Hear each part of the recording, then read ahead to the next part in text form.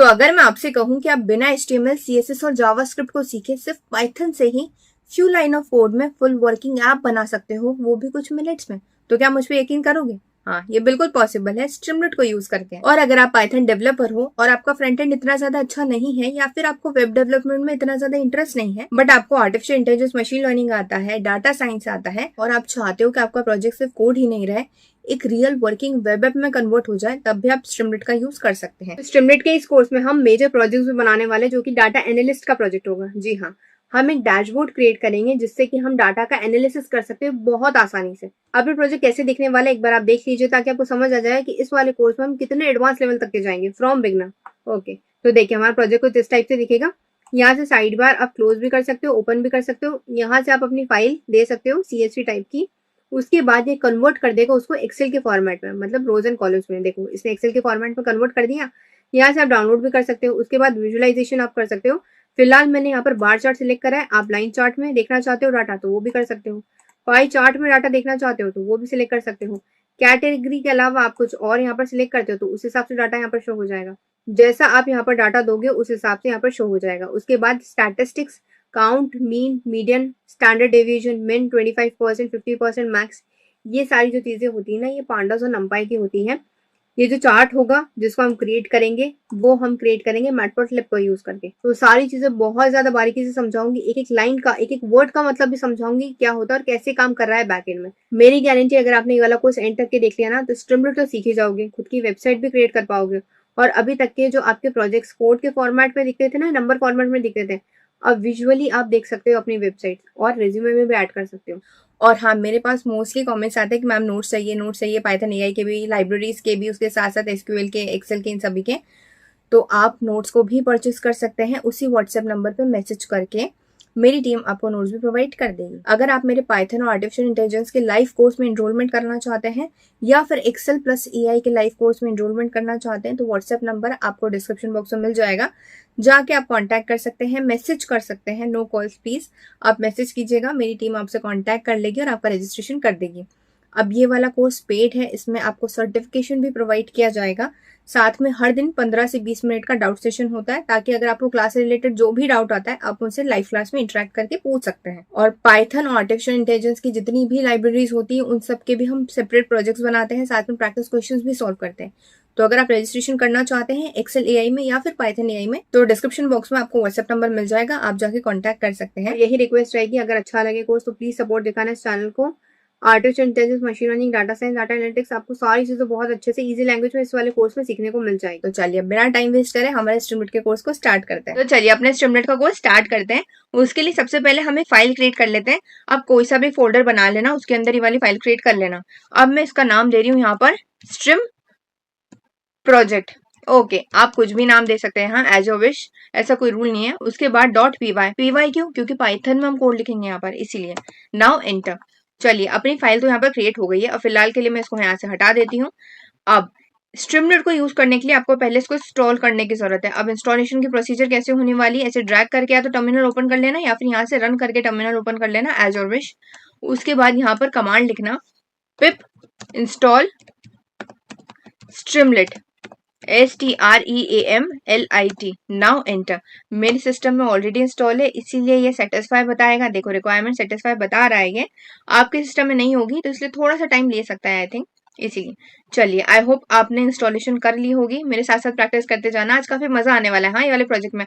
क्योंकि ठीक है यार, बैकएंड की कोडिंग हम करते हैं, कोड दिखता है, बट जो असलियत में दिखता है हमें कोड बनता हुआ, वो बात ही अलग होती है, फ्रंट एंड की बात अलग है, इसीलिए। तो चलिए अब नेक्स्ट चीज होगी हमारी इसको इम्पोर्ट करना। अब इंपोर्ट कैसे करेंगे वो भी देख लेते हैं हम यहाँ पर। उसके लिए यहाँ पर लिखो इंपोर्ट और स्ट्रीमलीट। देखिए रिकमेंड भी कर रहा है ये, स्ट्रीमलीट एज ST। अब जहां पर भी हमें स्ट्रीमलीट की जरूरत होगी ना, वहां पर ST का यूज करेंगे हम। ओके, अब एक और चीज, अगर कभी स्ट्रीमलीट इंस्टॉल करने में दिक्कत है, वैसे तो नहीं आएगी, कभी आ जाए तो एक बार चेक कर लेना कि स्ट्रीमलीट ढंग से इंस्टॉल हुआ भी है कि नहीं। तो इसका वर्जन भी आप चेक कर सकते हो। कैसे? स्ट्रीमलीट लिखना, स्ट्रीमलेट और डैश डैश वर्जन। चेक कर लेना कौन सा वर्जन आपका इंस्टॉल हुआ है, ढंग से इंस्टॉल हुआ है कि नहीं, या फिर कई बार पाथ में भी दिक्कत हो जाती है, इसलिए देखो ये वाला वर्जन है मेरे सिस्टम में। तो चलिए इंस्टॉलेशन तो हमने यहाँ पर कर लिया, उसके साथ इंपोर्ट भी कर लिया। अब एक बार हम देख लेते हैं स्ट्रीमलेट को ओपन करके कि लोकल होस्ट में दिखने कैसे वाला है इसका इंटरफेस। मतलब हम जब वेबसाइट बनाएंगे ना, तो वेबसाइट कौन से वाले इंटरफेस पे दिखेगी वो देखना चाहते हैं हम। तो उसके लिए क्या करना पड़ेगा, यहाँ पर एक कमांड का यूज करना पड़ेगा। अब अभी तक के क्या करते थे हम, पाइथन AI ML में या फिर डाटा साइंस और इन सब में यहाँ पर रन करके हम यूज कर सकते थे। अब ऐसा नहीं करना है आपको, यहाँ पर कमांड चलानी पड़ेगी। इसकी कमांड होती है स्ट्रीमलेट रन। उसके बाद जो भी फाइल का आपने नाम दिया है ना, वो फाइल का नाम लिखना। मैंने क्या दिया, देखो ऊपर देखो, स्ट्रीम प्रोजेक्ट py, तो मैं वही दूंगी, स्ट्रीम प्रोजेक्ट। अब पूरा नाम लिखने की जरूरत नहीं, थोड़ा सा लिखो टैब। देखो पूरा नाम वो ले लेगा टैब पे क्लिक करके। Now enter. देखिए लोकल होस्ट में ये ओपन हो चुका है हमारा स्ट्रीमलेट का इंटरफेस, और देखो यहाँ पर लोगो भी दिख रहा होगा आपको टॉप पर। तो ये होता है हमारा स्ट्रीमलेट का इंटरफेस। अब जो भी वेबसाइट बनाओगे यहीं पर दिखेगी। मेरा अभी लाइट मोड ओपन है, आप डार्क मोड में भी बना सकते हो एज योर विश। ये वाला ओरिजिनल है, इसीलिए मैं चाहती हूँ कि आपको ओरिजिनल दिखाऊं। आपको डार्क मोड में बनाना है, डार्क मोड ओपन कर लेना, तो पूरा डार्क मोड में दिख जाएगा ये। चलिए अपना प्रोजेक्ट बनाना स्टार्ट करते हैं स्ट्रीमलेट का। हाँ ऑब्वियसली हमें स्ट्रीमलेट में शुरुआत से ही प्रोजेक्ट बनाना पड़ेगा, तभी आपको समझ आएगा यहाँ पर। तो चलिए सबसे पहली चीज है, एक बेसिक ऐप क्रिएट करके देखते हैं हम कैसा दिखने वाला है। तो बेसिक ऐप के लिए हमने इंपोर्ट तो कर लिया स्ट्रीमलेट को। उसके बाद मैं चाहती हूँ एक टाइटल लिखें। जब भी हम कोई सी भी वेबसाइट ओपन करते हैं ऊपर टाइटल दिखता है ना, या तो टाइटल दिखता है, लोगो दिखता है, बट कुछ टाइटल टाइप का दिखता है बड़े फॉन्ट में। तो ऐसा बड़ा फॉन्ट में चाहती हूँ। तो मैं लिख रही हूँ, ध्यान से सुनना मैं क्या बोल रही हूँ, आपको रटने की बिल्कुल भी जरूरत नहीं है। मैं पिछले 3 साल से इस चैनल पे वीडियोस बना रही हूँ, और मेरा यही मोटिव रहता है कि आप कोड को समझो, रटने की जरूरत नहीं। आज AI का टाइम है, बना तो वो भी देगा। ओके तो रटो मत, समझो मैं क्या स्टेप दे रही हूँ। इसलिए मैं हमेशा आपको बोलकर बताती हूँ कि हर एक स्टेप या हर एक कोड का मतलब क्या होता है। अगर आपने मेरे बाकी कोर्स नहीं देखे पाइथन AI के, तो देख लेना, प्लेलिस्ट आपको डिस्क्रिप्शन बॉक्स में मिल जाएगी। डाटा एनालिटिक्स का कोर्स भी आपको मिल जाएगा, पाइथन लाइब्रेरीज भी मिल जाएगी, जो दोनों में कॉमन होती है, AML में भी और डाटा साइंस डाटा एनालिटिक्स में भी, वो भी मिल जाएगी। आप जाकर देख लेना, लिंक आपको डिस्क्रिप्शन बॉक्स में मिल जाएगी। आप देखो स्ट्रीमलेट को यूज कर रहे हैं, स्ट्रीमलेट को जहां पर भी यूज करना है, शॉर्ट फॉर्म हमने क्या दिया ST, तो ST को यूज करना। ST.title, तो मैं बोल रही हूँ स्ट्रीमलेट को कि तुम टाइटल क्रिएट करो, और टाइटल में क्या होना चाहिए वो इस वाले पेरेंथेसिस में दे रही हूँ। तो मैं चाहती हूँ माय फर्स्ट ऐप लिखा हुआ यहाँ पर आ जाना चाहिए। तो चलिए हमने यहाँ पर दे दिया। अब लोकल होस्ट में ये ऑन है, तो इसलिए फिर से आपको चलाने की जरूरत नहीं है, डायरेक्टली अपने लोकल होस्ट पे आना और रीलोड कर देना। देखो रीलोड करोगे आपको दिख जाएगा, दिख गया माय फर्स्ट ऐप।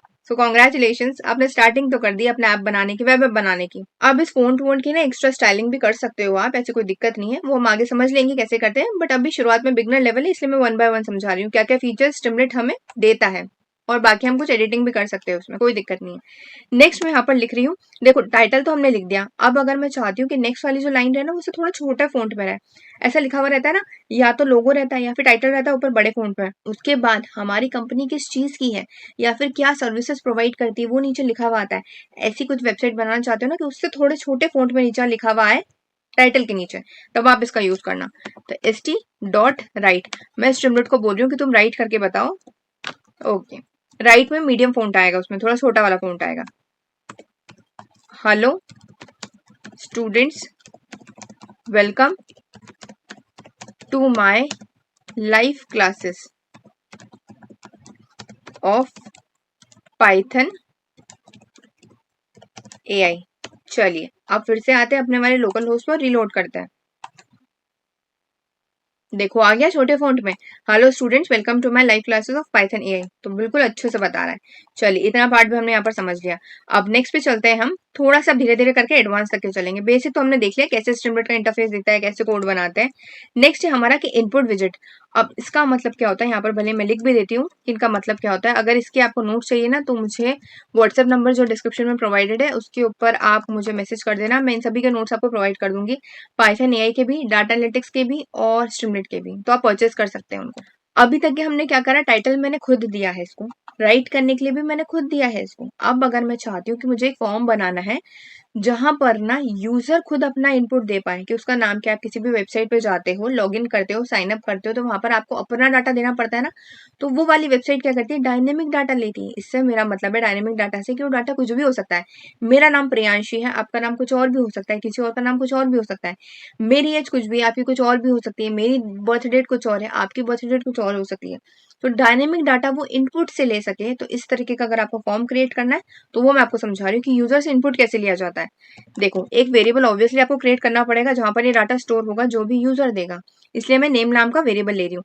अब स्ट्रिमलेट को यूज करके मैं बोल रही हूँ कि तुम्हें टेक्स्ट टाइप का इनपुट लेना है। देखो, अगर इंटीजर टाइप का लेना है तो फिर वो बताओ। यहाँ पर मुझे टेक्स्ट टाइप का चाहिए क्योंकि यहाँ पर कैरेक्टर्स मौजूद होंगे, स्ट्रिंग टाइप का डाटा होगा, इसलिए तो मैं बोल रही हूँ कि तुम टेक्स्ट टाइप का इनपुट लो।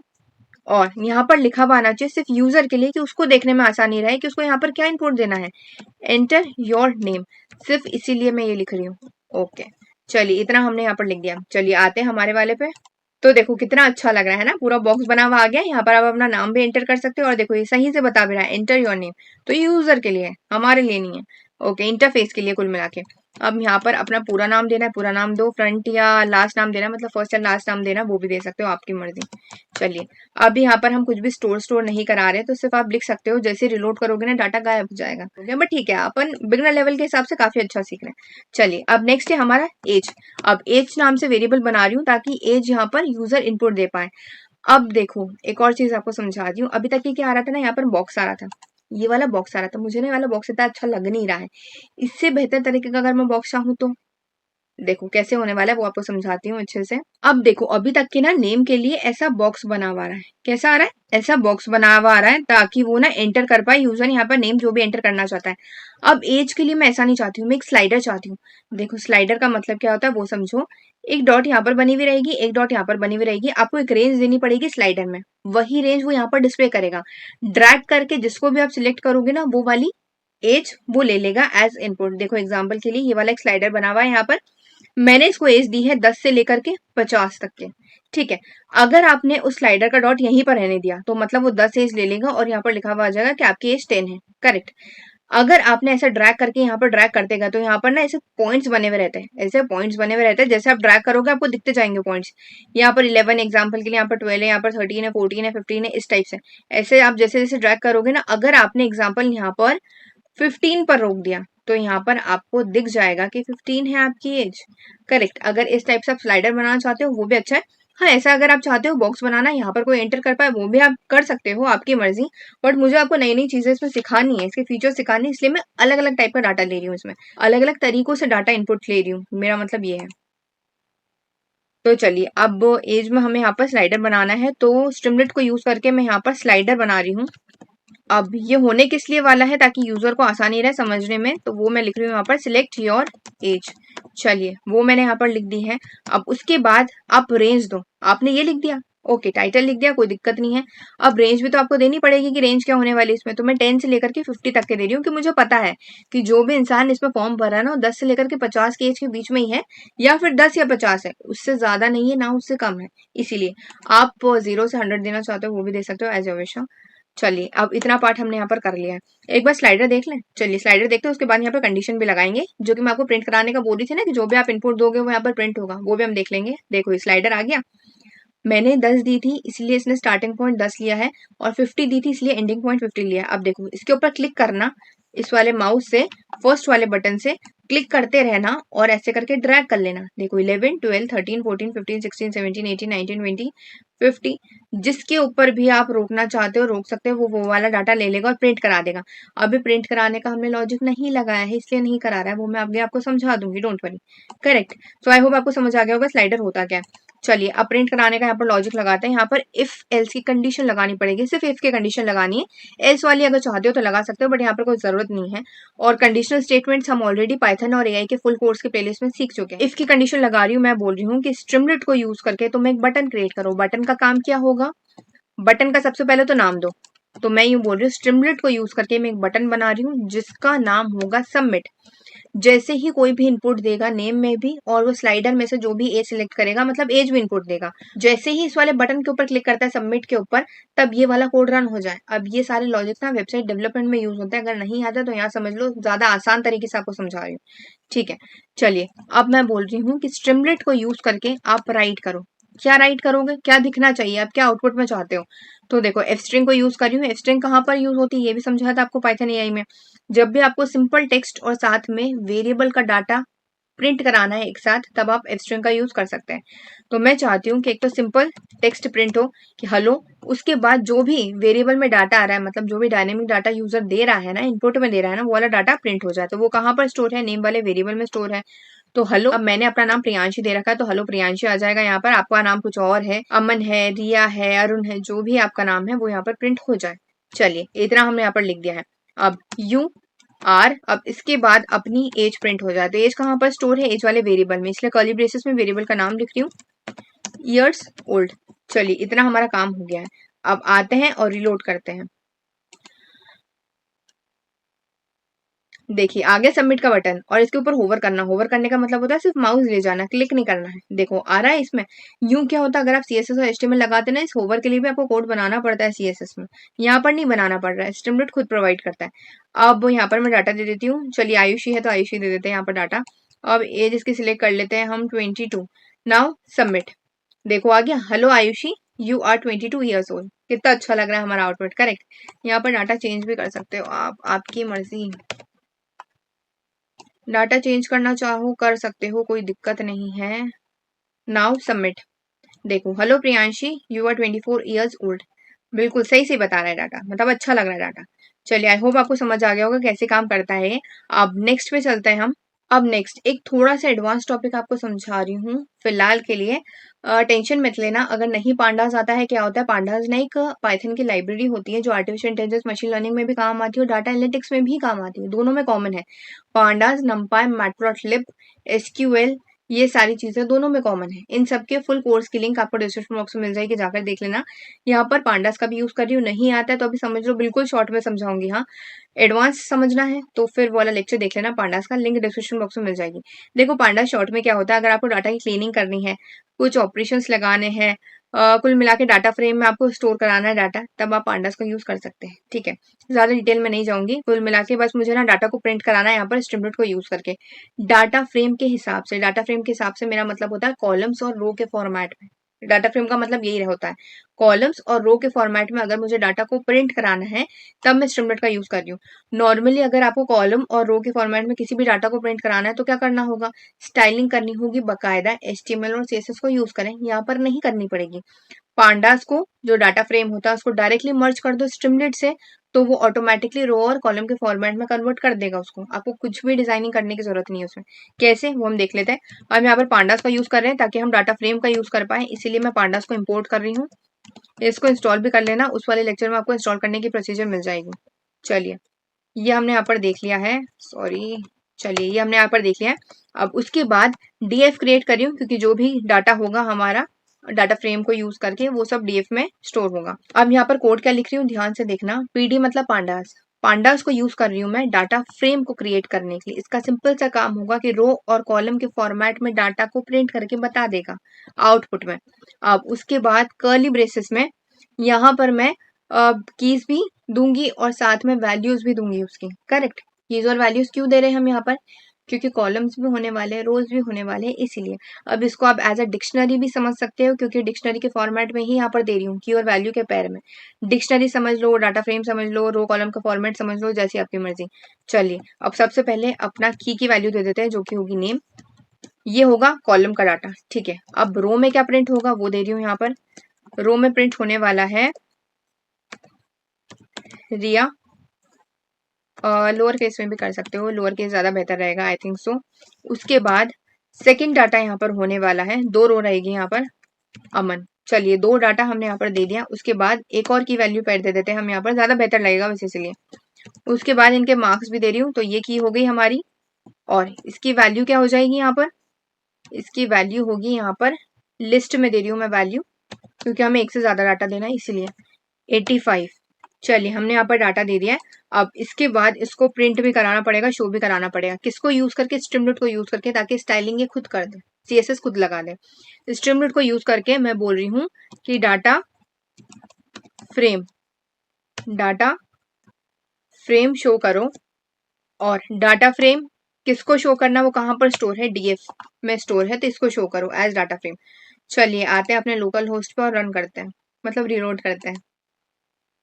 देखो आ गया डाटा। और कितना अच्छा लग रहा है। और यहाँ पर आपने कुछ भी स्टाइलिंग नहीं करी है, यहाँ से चाहो तो डाउनलोड भी कर सकते हो, डाउनलोड भी हो जाएगी एज CSV। ओके, तो ये फीचर भी हमें स्ट्रीमलीट खुद प्रोवाइड करता है। एक और चीज बताती हूँ, आप सब सोच रहे होंगे हमने यहाँ पर सीरियल नंबर तो दिया ही नहीं था, मतलब इंडेक्स तो दिया ही नहीं था। हाँ, पांडास बाय डिफॉल्ट इंडेक्सिंग करता है, जो कि 0 से करता है। ये हमने पांडास वाले लेक्चर में बहुत अच्छे से समझा था, देख लेना वहां पर। इसीलिए इसने बाय डिफॉल्ट इंडेक्सिंग कर दी है। अगर खुद इंडेक्सिंग करना चाहते हो तो वो भी मैंने उस वाले लेक्चर में आपको समझाया कि खुद कैसे इंडेक्सिंग कर सकते हैं। यहाँ पर ज्यादा हम पांडास में नहीं जाएंगे, बस मुझे आपको समझाना है कि स्ट्रीमलीट को यूज करके आप अलग अलग चीजों को कैसे मर्ज करके अपने प्रोजेक्ट्स बना सकते हैं। ओके, तो देखो, नेम और मार्क्स जो हमारी कीज थी वो कॉलम बन गए हैं, और रिया अमन 90 और 85 ये वैल्यूज थे जो कि रोज बन गए हैं, रो में डाटा बन गया कुल मिला के। क्लियर है इतना पार्ट? चलिए अब नेक्स्ट वाले पे चलते हैं हम। अब नेक्स्ट, अगर आपको स्टूडेंट का इन्फो ऐप बनाना है, मतलब रिजल्ट के तौर पे बनाना है कि ये चेक करना है स्टूडेंट अपने मार्क्स देगा या फिर चलो टीचर ही मार्क्स इनपुट में देगा उसके, और ये चेक करना है कि वो पास हुआ है कि फेल, तो वो भी आप बना सकते हो। कैसे, वो हम देख लेते हैं। स्ट्रीमलीट को इम्पोर्ट रखना, ऐसा नहीं कि इसको कमेंट आउट करो तो उसको भी कर दो, एरर बता देगा, काम नहीं करेगा कोड। ओके, चलिए इतना हमने यहाँ पर देख लिया। एक प्रोजेक्ट बना के देखते हैं हम यहाँ पर, जो कि होगा स्टूडेंट इन्फो रिजल्ट ऐप। चलिए अब इसको कैसे क्रिएट करते हैं वो हम यहाँ पर देख लेते हैं। इंपोर्ट तो हमने ऊपर ही कर लिया है, स्ट्रीमलीट को फिर से नहीं करेंगे। उसके बाद इसका टाइटल दे दो, थोड़ा अच्छा सा दे देना टाइटल, स्टूडेंट रिजल्ट ऐप। चलिए ये हमने यहाँ पर ऐप क्रिएट कर लिया है, मतलब उसका टाइटल क्रिएट कर लिया है। अब उसके बाद एक वेरिएबल क्रिएट करो जहां पर उसका नाम स्टोर होगा। तो स्ट्रीमलीट को यूज करके मैं बोल रही हूँ कि टेक्स्ट टाइप का इनपुट तुम्हें लेना है, स्ट्रीमलीट को बोल रही हूँ मैं। ओके, अब यूजर को ताकि समझ आ जाए कि किस लिए है ये, इसलिए हम लिख रहे हैं कि एंटर नेम। अब इतना काम हमारा हो चुका है। नेक्स्ट, उसके मार्क्स भी हमें लेना है। अगर आप उसकी ईमेल आईडी भी इनपुट में लेना चाहते हो या फिर उसकी पर्सनल डिटेल्स भी लेना चाहते हो, बर्थ ऑफ डेट या फिर ऐसे, तो उसके भी आप बना लेना। मुझे सिर्फ आपको समझाना है कैसे काम करता है, तो इसलिए मैं सिर्फ 2 ही डाटा ले रही हूँ, ज्यादा नहीं ले रही हूँ। चलिए अब स्ट्रीमलीट को यूज करके हम यहाँ पर, अब देखो मार्क्स किसके फॉर्मेट में होंगे, इंटीजर के फॉर्मेट में होंगे। तो पाइथन में हम इंटीजर लिख देते हैं, स्ट्रीमलीट पर हम नंबर लिखेंगे। पहले क्या लिखा था मैंने, टेक्स्ट इनपुट, मतलब तुम्हें इनपुट लेना है टेक्स्ट के फॉर्मेट में, मतलब कैरेक्टर्स के फॉर्मेट में, स्ट्रिंग के फॉर्मेट में। यहाँ पर मैं बोल रही हूँ नंबर के फॉर्मेट में तुम्हें लेना है इनपुट। ओके, मतलब इंटीजर फॉर्मेट में लेना है क्योंकि मार्क्स इंटीजर में होंगे। अब यूजर को समझ आ जाए कि उसको यहाँ पर क्या देना है, इसलिए मैं लिख रही हूँ एंटर मार्क्स। चलिए इतना हमारा यहाँ पर काम हो चुका है। अब एक बटन भी क्रिएट कराना पड़ेगा ताकि उसके ऊपर क्लिक करे और उसका रिजल्ट उसे दिख जाए, और वहां पे कंडीशन भी लगानी पड़ेगी ऑब्वियसली हमें, ये कब वो पास हो रहा है कब फेल हो रहा है ये भी लगानी है हमें। चलिए वो लगा लेते हैं। सबसे पहले इफ कंडीशन में लगा रही हूँ, मैं बोल रही हूँ स्ट्रीमलीट को कि तुम एक बटन क्रिएट करो जिसका नाम होगा शो रिजल्ट। और इस पूरे का मतलब है कि जब भी कोई इस वाले शो रिजल्ट वाले बटन के ऊपर क्लिक करता है, क्लिक करते से ये वाला कोड पूरा रन हो जाना चाहिए जो मैं इसके अंदर लिख रही हूँ। पहली कंडीशन में बना रही हूँ कि अगर, इफ मतलब अगर आपके मार्क्स 50 से ज्यादा है, काई से ज्यादा है, 50 से ज्यादा है, तो फिर आप पास हो। हाँ, मेरे कॉलेज में ये रूल है, 50 के अबव ही पास होते हैं, अदरवाइज फेल होता है। ओके, तो फिर यहाँ पर ना हमें मैसेज शो कराना है। अब मैसेज किस कलर का शो कराना है, क्या कराना है, ये सब स्टाइलिंग की कोई जरूरत नहीं है। यहाँ पे सीधे लिखो सक्सेस मैसेज शो करा देना। क्या लिखा मैंने, स्ट्रीमलीट को यूज करके सक्सेस वाला मैसेज आपको शो कराना है, ताकि वो ग्रीन कलर में आ जाएगा सक्सेस करके कि हाँ आप पास हो चुके हो। जो भी आप इसके अंदर लिखोगे ना पेरेंथेसिस के अंदर, वो शो हो जाएगा ग्रीन कलर में। अब देखो कैसे शो होगा, वो यहाँ पर लिख दो कि आप क्या शो कराना चाहते हो, कैसे शो कराना चाहते हो, उस फॉर्मेट में यहाँ पर आप लिख दो।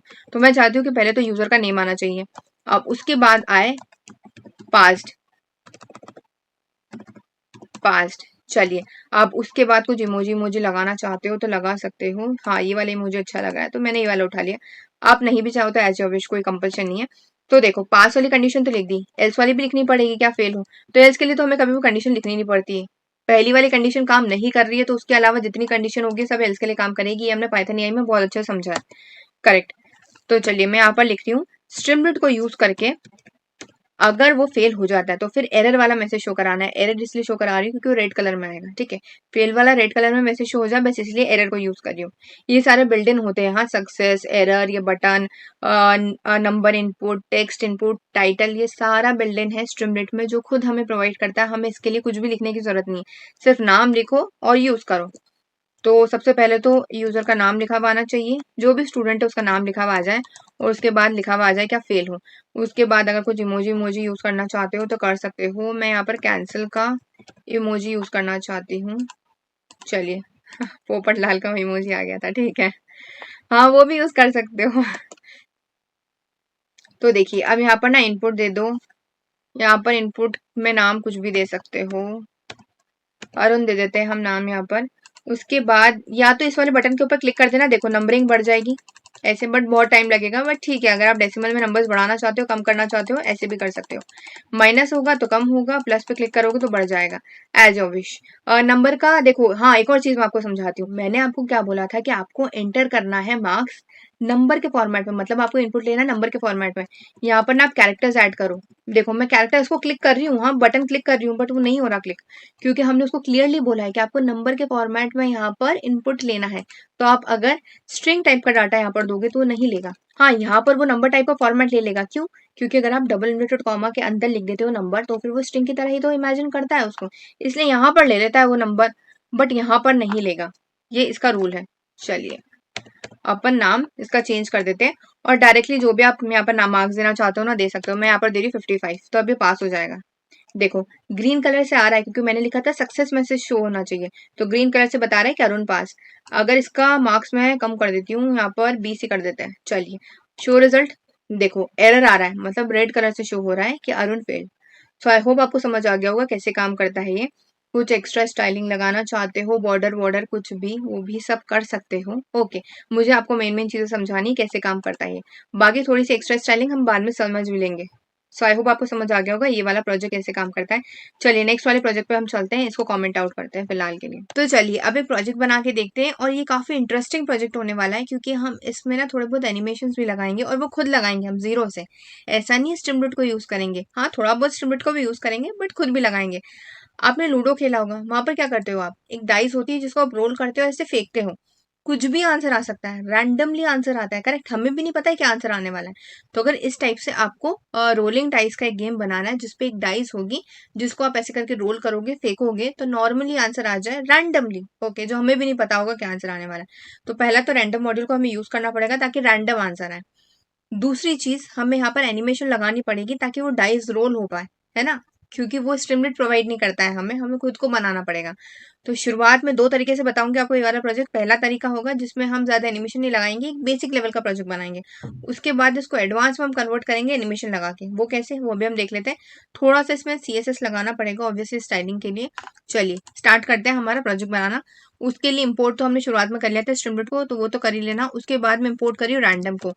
रैंडम मॉड्यूल ऑब्वियसली हमने पाइथन और एआई में रेपल वाले लेक्चर में पढ़ लिया था, पाइथन एआई के फुल कोर्स जो है पाइथन एआई और एमएल का, जिसमें कि रैंडम मॉड्यूल क्या होता है, इसलिए बहुत ज्यादा डिटेल में नहीं जाऊंगी। नहीं पता है तो एक बार उसको देख लेना।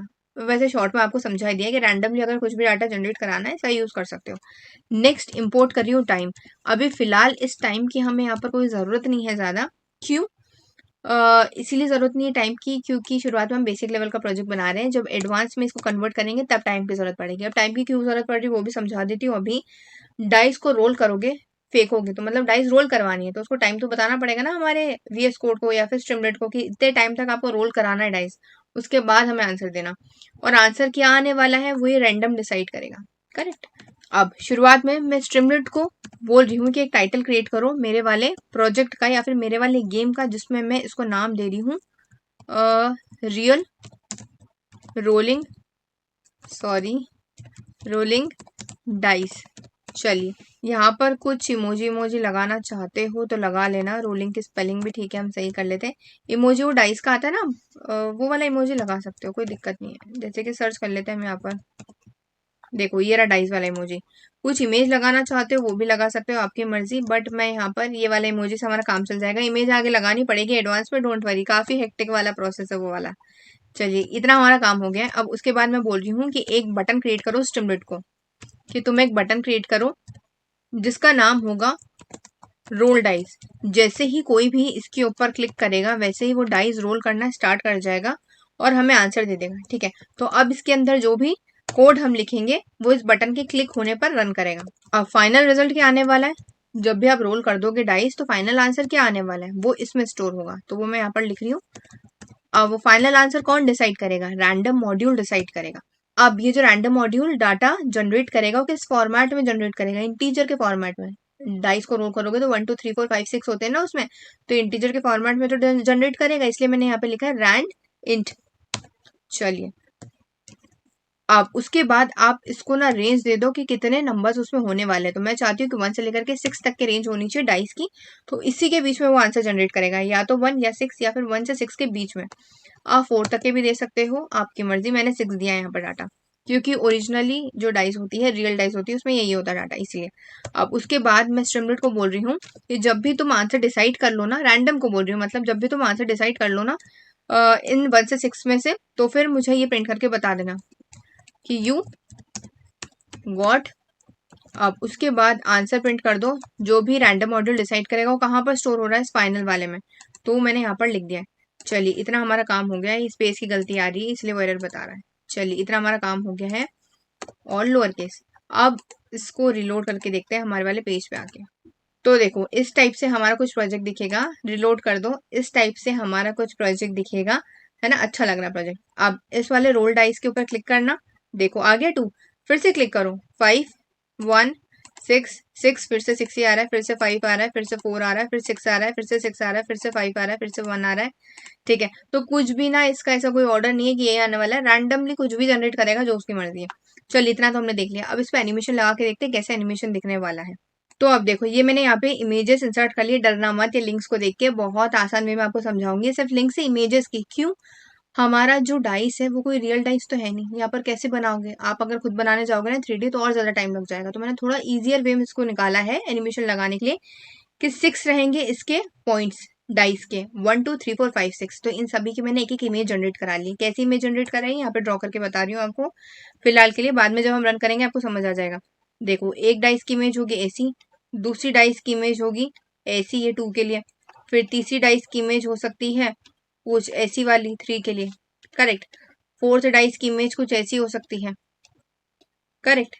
फिफ्थ डाइस की इमेज कुछ ऐसी हो सकती है, कैसी होती है फिफ्थ की, हाँ बीच में होता है आई थिंक, हाँ ऐसी होती है, करेक्ट। तो ये वाली अलग अलग इमेजेस मैंने जनरेट कराई है, आप खुद भी जनरेट करवा सकते हो या फिर डाउनलोड कर लेना गूगल से, मैंने गूगल की लिंक यहाँ पर दी है, करेक्ट।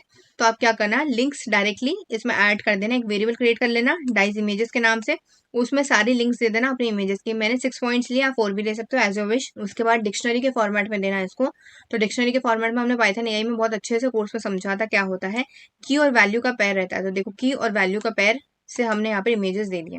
चलिए इतना काम हो गया, हमने क्या क्या कर लिया अभी फिलहाल तक के, वो जो पहले करा था वो सब भूल जाओ, स्टार्टिंग से समझा रही हूँ आपको, सेकंड एडवांस लेवल का वाला प्रोजेक्ट। स्ट्रीमलेट को इंस्टॉल कर लिया, ओके। रैंडम मॉड्यूल को कर लिया इंपोर्ट, हाँ कर लिया। टाइम को इंपोर्ट कर लिया, हाँ कर लिया, ताकि वो स्पिन करेगा वो टाइम बताना पड़ेगा।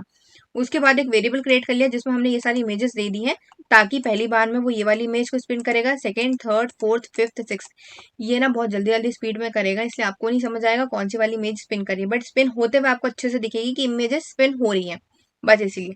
चलिए 6 इमेजेस हमने दे दिए, और सुन लो जो भी फाइनल आंसर आएगा रैंडम जो भी डिसाइड करेगा उससे, एग्जाम्पल के लिए 5 आया तो ये वाली इमेज हमको शो होगी, फिफ्थ वाली। अगर 1 आया तो ये वाली इमेज शो होगी, तो इसका भी लॉजिक लगाना पड़ेगा, करेक्ट। अब नेक्स्ट हमारा पार्ट है यहाँ पर प्लेस होल्डर का। प्लेस होल्डर का यहाँ पर काम क्या होगा, शुरुआत में कुछ भी नहीं है, एक डाइस प्लेस होल्डर के नाम से वेरिएबल बनाया जो शुरुआत में एम्प्टी है। एम्प्टी इसीलिए रखा है ताकि अब जो भी हमें इमेजेस लगानी पड़ेगी या फिर जो भी एनिमेशन लगाना पड़ेगा ना, वो इस डाइस प्लेस होल्डर के ऊपर लगा पाए, इसलिए शुरुआत में इसको खाली रखा है, ओके। नेक्स्ट अब हम एनिमेशन लगाना स्टार्ट करते हैं। अब सुन लो एनिमेशन का यहाँ पर काम क्या और इसका मतलब क्या होता है, कंफ्यूज मत होना, बहुत ईजी लैंग्वेज में समझा रही हूँ।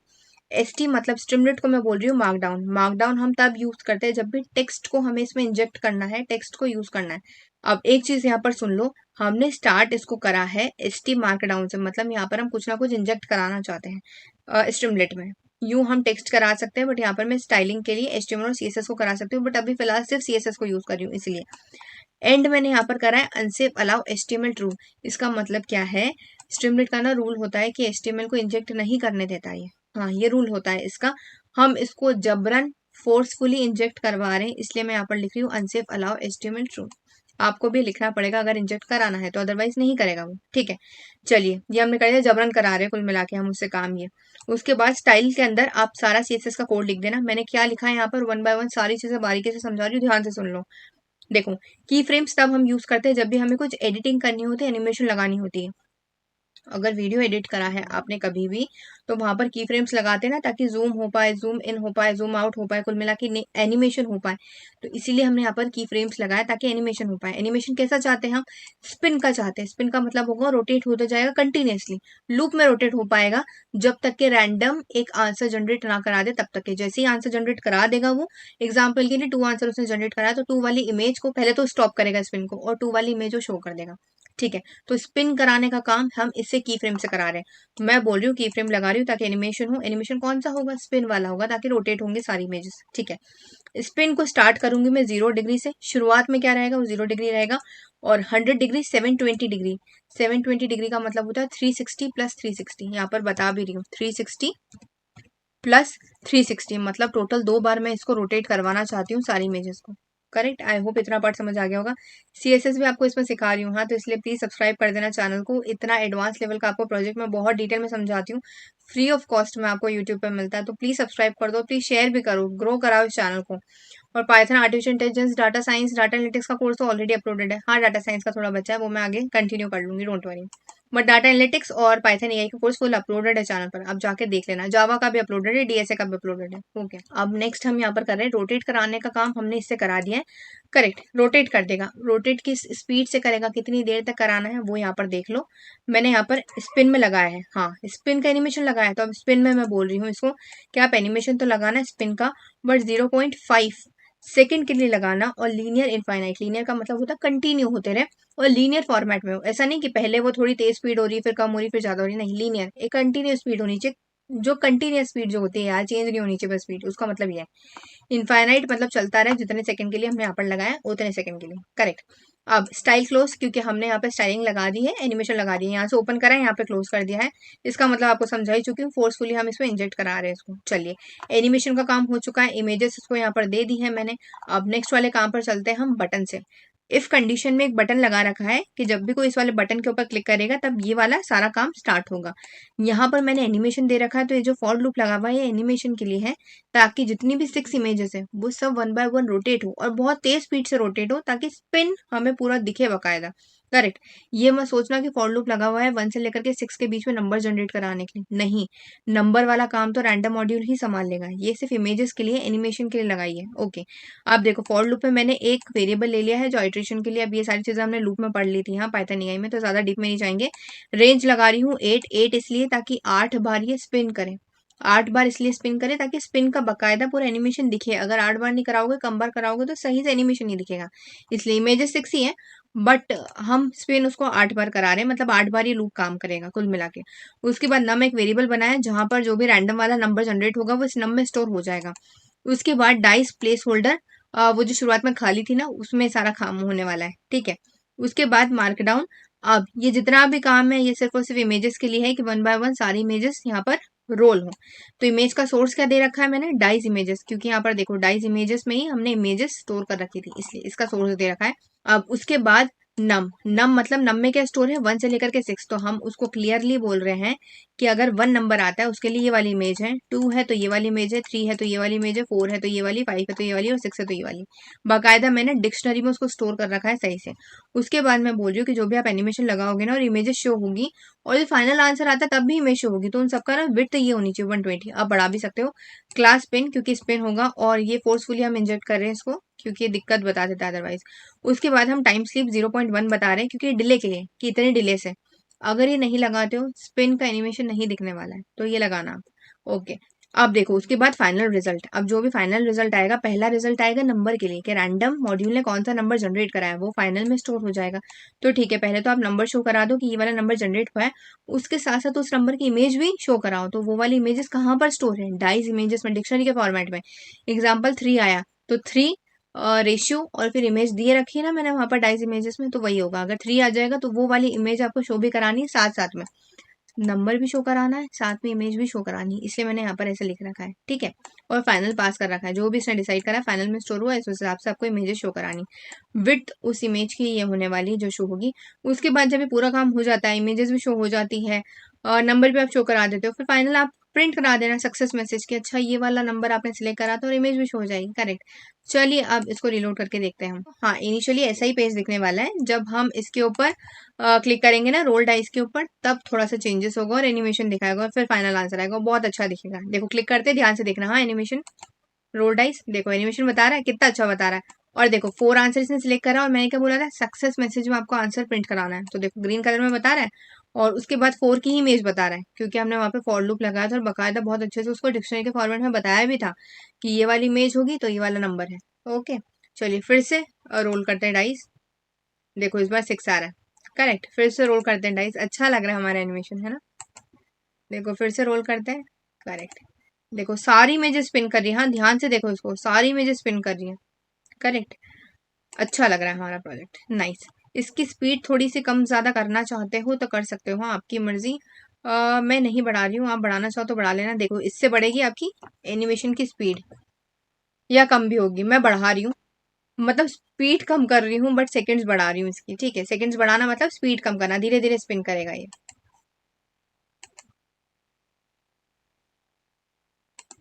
देखिए धीरे धीरे कर रहा है स्पिन, देखो धीरे धीरे करेगा स्पिन। आपकी मर्जी, आप बढ़ाना चाहते हो कम करना चाहते हो, एज योर विश। अब अगर इतना तामझाम नहीं करना है तो ऑटोमेटिकली जो एनिमेशन वाला कहीं पर आपको कोई इमेज विमेज मिल जाए, वीडियो मिल जाए, वो लगा देना, काम और आसान हो जाएगा। मुझे आपको समझाना था कि कैसे आप इसमें HTML और CSS को इंजेक्ट कर सकते हो, स्क्रैच से कैसे बना सकते हो प्रोजेक्ट स्ट्रीमलीट को यूज करके, सिर्फ इसीलिए बताया, बाकी आपकी मर्जी। अब एक प्रोजेक्ट बना के देखते हैं हम कैलकुलेटर का। सिंपल सा कैलकुलेटर बनाएंगे। तो इम्पोर्ट तो हमने ऊपर ही कर लिया था स्ट्रीमलीट को। st.title दे दो इसको, कैलकुलेटर। इमोजी लगाना चाहते हो, कुछ इमेजेस लगाना चाहते हो, वो लगा सकते हो, मैं आगे आपको समझा दूंगी कैसे लगाते हैं इमेजेस। ओके, अब उसके बाद यहाँ पर एक वेरिएबल क्रिएट कर रही हूँ। यहाँ पर 2 वेरिएबल क्रिएट करेंगे। सबसे पहला num1 के नाम से। ऑब्वियसली अगर आपको कैलकुलेटर बनाना है, प्लस माइनस डिवाइड मॉड्यूलो जो भी करना है, उसके लिए आपको 2 डाटा की तो जरूरत पड़ेगी, तो इसलिए 2 वेरिएबल। उसके बाद नंबर के फॉर्मेट में हम इनपुट ले रहे हैं यूजर से, इसीलिए नंबर इनपुट दे रही हूँ। यहाँ पर यूजर को दिखेगा कि एंटर योर फर्स्ट नंबर। चलिए ये सिर्फ यूजर के लिए है। अब उसके बाद num2 हम क्रिएट कर लेते हैं, यहीं से कॉपी पेस्ट कर लेते हैं, कोई दिक्कत नहीं है, क्यों करना टाइम वेस्ट। अब यहाँ पे हम num2 दे देते हैं इसका नाम, और फर्स्ट की जगह पर हम यहाँ पर लिख देते हैं सेकेंड। चलिए इतना हमारे यहाँ पर काम हो चुका है। अब जो भी आप ऑपरेशंस लगाना चाहते हो वहां पर आप लगा सकते हो, कोई दिक्कत नहीं। अब एक और अब नई चीज समझाती हूँ, हाँ ध्यान से देखना है इसको। ऑपरेशंस जो भी होंगे वो स्टोर होंगे इसमें। ओके, ऑपरेशन जितने भी आप लगाना चाहते हो, प्लस माइनस डिवाइड मॉड्यूलो और भी जितने भी हैं वो सारे लगाना चाहते हो, इसमें स्टोर होंगे ऑपरेशंस। करेक्ट। अब उसके लिए आपको ऑप्शन शो करना पड़ेगा। ऑब्वियसली ऑप्शन तो शो करना पड़ेगा ना यूजर को, कि आपको प्लस कराना है माइनस कराना है। यहाँ से डाटा तो ले लेगा, चलो नंबर num2। अब करना क्या है, प्लस माइनस डिवाइड मॉड्यूलो क्या करना है, तो यहाँ पर ऑप्शन शो कराने के लिए यहाँ पर मैं यूज कर रही हूँ स्ट्रीमलीट को और बोल रही हूँ कि सिलेक्ट बॉक्स बनाओ। क्या बनाओ, सिलेक्ट बॉक्स बनाओ। अब सिलेक्ट बॉक्स का मतलब क्या होता है समझ लो यहाँ पर। देखो, अब देखो आपने ना वेबसाइट्स के ऊपर एक चीज देखी होगी जिसको बोलते हैं हम ड्रॉप बॉक्स। क्या बोलते हैं, ड्रॉप बॉक्स। ये फॉर्म में दिखता है आपको यूजुअली। कैसा होता है ड्रॉप बॉक्स, एक बॉक्स होता है, वहां पर कुछ भी यहाँ पर डाटा लिखा हुआ होता है। एग्जाम्पल के लिए मैं लिख रही हूँ, हाँ यहाँ पर एक एरो रहेगा, जैसे आप इस वाले एरो के ऊपर या फिर सिंबल के ऊपर क्लिक करते हो, एक ड्रॉप बॉक्स ओपन हो जाता है जिसमें ऑप्शंस बताता है। वो क्या बताता है, ऑप्शंस 1 2 3, जिसको भी आप सिलेक्ट करोगे वो वाला डाटा यहाँ पर आ जाता है। ठीक है, तो आप ऑप्शन सिलेक्ट कर सकते हो। वैसे ही ड्रॉप बॉक्स मैं चाहती हूँ कि बन जाए मेरी वाली वेबसाइट पर स्ट्रीमलीट की, जहां पर वो ऑप्शन शो करेगा यूजर को कि आपको प्लस कराना है, माइनस कराना है, डिवाइड कराना है, तो वो होगा सिलेक्ट ऑपरेशन के नाम से। ड्रॉप बॉक्स बोल लो या फिर स्ट्रीमलीट के लैंग्वेज में हम सिलेक्ट बॉक्स बोलते हैं उसको, जहां पर लिखा हुआ आएगा सिलेक्ट ऑपरेशन कि आपको कौन सा ऑपरेशन कराना है, तो यूजर यहाँ से सिलेक्ट कर लेगा। अब ऑपरेशंस में आप क्या क्या देना चाहते हो वो लिस्ट के फॉर्मेट में यहाँ पर दे सकते हो। मैं चाहती हूँ कि पहला ऑपरेशन तो हो जाएगा ऐड, सेकेंड ऑपरेशन हो जाएगा सब्ट्रैक्ट, क्या होगा सब्ट्रैक्ट, थर्ड ऑपरेशन हो जाएगा मल्टीप्लाई। मैं 3 ही दे रही हूँ, आप और भी डाटा दे सकते हो, हाँ एज योर विश। चलिए इतना हमारे यहाँ पर काम हो गया। अब उसके बाद शो कराने का भी लॉजिक लगाना पड़ेगा। ऑब्वियसली ये तो हमने सिर्फ एक स्ट्रिंग टाइप का डाटा दिया, ऐड कराना, सब्ट्रैक्ट कराना, मल्टीप्लाई कराना, इससे इसको थोड़ी समझ आएगा कराना क्या है, कैसे कराना है, कैसे कैलकुलेशन निकलेगा, उसके लिए आपको यहाँ पर कोड लिखना पड़ेगा। तो मैं यहाँ पर लिख रही हूँ, अगर स्ट्रीमलीट को यूज करके आपने एक बटन क्रिएट करा है जिसका नाम है कैलकुलेट और कोई भी अगर इस बटन के ऊपर क्लिक करता है तब ये वाला कोड रन कराना है। उसमें मैं यहाँ पर कंडीशंस लिख रही हूँ कि अगर operation is equals to add, मतलब अगर यूजर ने ऑपरेशन कहाँ पे स्टोर होगा, जो भी यूजर देगा वो इस ऑपरेशन वाले वेरिएबल में स्टोर हो रहा है, इसलिए उसको यूज कर रही हूँ मैं। ध्यान से देखो क्या कैसे कोड काम करता है बैकएंड में। मैं बोल रही हूँ अगर किसी ने भी ऐड वाला ऑपरेशन को सिलेक्ट करा है तब आप ये वाला कोड काम करवाना और उसको लिख कर बता देना। क्या करना, उसको लिख कर बता देना। क्या बताओगे लिखकर? num1 में जो भी डाटा है ना उसको प्लस कर दो num2 से, और जो भी फाइनल आंसर आता है वो लिख के आपको बताना है यूजर को। तो चलिए जी, इतना काम हो गया, मतलब ऐड वाला हमारा काम हो गया। नेक्स्ट, आप सब्ट्रैक्ट के लिए भी सेम कोड लिख सकते हो और मल्टीप्लाई के लिए भी सेम कोड लिख सकते हो। अब या तो इफ वाली कंडीशन यूज कर लो या फिर बाय कन्वेंशन हम एलिफ यूज करते हैं, वो भी कर सकते हो। इफ के लिए भी काम कर जाएगा, कोई दिक्कत नहीं है, बट मैं एलिफ, इफ और एल्स वाली को यूज कर रही हूँ। और जब एल्स में हमें कंडीशन की जरूरत नहीं पड़ती है, ऑब्वियसली अगर पहली वाली दो कंडीशन काम नहीं कर रही है तो फिर उसके अलावा जो तीसरी होगी वो उसके लिए काम कर जाएगी, तो इसलिए ये हमारा काम हो गया। यहाँ पर हम माइनस कर देते हैं और ऐड की जगह मैं यहाँ पर लिख देती हूँ सब्ट्रैक्ट। एक बात का ध्यान रखना, जो यहाँ पर लिखा है वही यहाँ पर लिखना, क्योंकि कंपैरिजन उसी से करेगा वो, इसलिए। अब हाँ, मल्टीप्लाई लिखने की तो जरूरत है ही नहीं, चलिए यहाँ पर बस एक स्टार लगा देते हैं हम। अब इसको रन करके देखते हैं कैसे काम कर रहा है ये। देखो कैलकुलेटर आ गया, बहुत अच्छा लग रहा है कैलकुलेटर। अब उसके बाद यहाँ पर जो भी डाटा देना चाहते हो दे सकते हो, प्लस माइनस करना चाहते हो आपकी मर्जी, मुझे ऐसे नहीं करना, बहुत टाइम लग जाता है। 33 प्लस 44। ओके, अब देखो यहाँ पर by default add he selected है, जो भी फर्स्ट वाला आप दोगे ना डाटा, ये ऑपरेशन दोगे वही सिलेक्टेड रहेगा। कुछ और सिलेक्ट करना चाहते हो वो भी कर सकते हो। चलो सब्ट्रैक्ट सिलेक्ट कर लेते हैं। देखो ड्रॉप बॉक्स ऐसे होता है, ऐसे वाला आइकन पे क्लिक करो, आगे ड्रॉप बॉक्स या फिर सिलेक्ट बॉक्स बोल लो, सब्ट्रैक्ट नाउ कैलकुलेट। आ गया आंसर -11। क्यों? क्योंकि छोटी वाली वैल्यू में से हम बड़े वाले को माइनस कर रहे हैं। उसके बाद मल्टीप्लाई पे क्लिक कर देते हैं, देखो आ गया। ऐड पे क्लिक कर देते हैं, देखो आ गया, बिल्कुल सही आंसर आ रहा है। अब मैंने नॉर्मल प्रिंट कराया, आप यहाँ पर कुछ एफ स्ट्रिंग को यूज करके सिंपल टेक्स्ट और वेरिएबल का डाटा ये सब भी दे सकते हो, आपकी मर्जी। हाँ, मुझे सिर्फ आपको समझाना है प्रोजेक्ट्स काम करते कैसे। अब नेक्स्ट कॉन्सेप्ट है हमारा लेआउट एंड कॉलम्स। क्या है नेक्स्ट कॉन्सेप्ट हमारा? Layout and columns. अब इसका मतलब क्या होता है, अगर आपको कोई सी भी चीज स्क्रैच से बनानी है और उसको कॉलम के फॉर्मेट में शो कराना है, भले आपको इमेज शो करानी, एग्जांपल के लिए मैंने 3 इमेजेस दिए, फर्स्ट वाली इमेज आ जाए फर्स्ट कॉलम में, फिर उसके बाद सेकंड वाली है, फिर थर्ड वाला है, मतलब एक ही रो में होनी चाहिए, वर्टिकल ऑर्डर में तीनों इमेजेस एक ही रो में होनी चाहिए, बट अलग अलग कॉलम्स में होनी चाहिए, पहली उसके बाद दूसरी फिर तीसरी। तो इसको क्या बोलेंगे? लेआउट एंड कॉलम्स के फॉर्मेट में आप शो कराना चाहते हो तो कर सकते हो। यही अगर आपको टेक्स्ट को भी ऐसे शो कराना है ना, पहले क्या करा था हमने, डाटा फ्रेम को यूज करा था, तो रो और कॉलम के फॉर्मेट में उसने खुद ने कर दिया था पांडास को यूज करके। बट अगर आपको स्क्रैच से कराना है, कोई डाटा दे रहे हो, इमेज दे रहे हो, तो एक ही रो में हो बट अलग अलग कॉलम्स में हो, तो फिर वो आप शो करवा सकते हो उसको यूज करके। कैसे? मैं यहाँ पर स्ट्रिंग टाइप का डाटा प्रिंट कराना चाहती हूँ, ओके, आप कुछ और भी ले सकते हो, हाँ इमेज भी ले सकते हो, एज योर विश। तो मैंने यहाँ पर दे दिया है कॉलम 1 कॉलम 2, जितने भी आप कॉलम में शो कराना चाहते हो, जितने भी डाटा, उतने वेरिएबल आपको क्रिएट करने पड़े। तो यहाँ पर मैं 2 वेरिएबल क्रिएट करी हूँ, कॉलम 1 कॉलम 2। अब जितना भी डाटा आप शो कराना चाहते हो, जितने भी कॉलम्स में, उतने वेरिएबल आपको क्रिएट करने पड़ेंगे ऑब्वियसली। तो मुझे 2 डाटा को 2 कॉलम्स में शो कराना है, इसलिए 2 कॉलम्स के वेरिएबल मैंने क्रिएट कर लिया। नाउ स्ट्रिमलेट को यूज करके मैं बोल रही हूँ कि ये सारे ना कॉलम्स है। कितने कॉलम्स है टोटल? वो टोटल कॉलम्स लिखने हैं 2। इसका मतलब ये कॉलम 2 नहीं है, इसका मतलब है टोटल 2 कॉलम्स में आपको शो कराना है डाटा, ठीक है। अब उसके बाद विथ कॉलम 1 को आपको शो कराना है। आप डाटा दे दो, क्या आपको राइट कराना है या शो कराना है एज कॉलम 1, तो मुझे लेफ्ट साइड प्रिंट होकर आना चाहिए, ठीक है। अब नेक्स्ट कॉलम 2 कैसे शो कराना है आपको? कॉलम 2 कैसे शो कराना है? तो मुझे शो कराना है लिखकर एज कॉलम 2,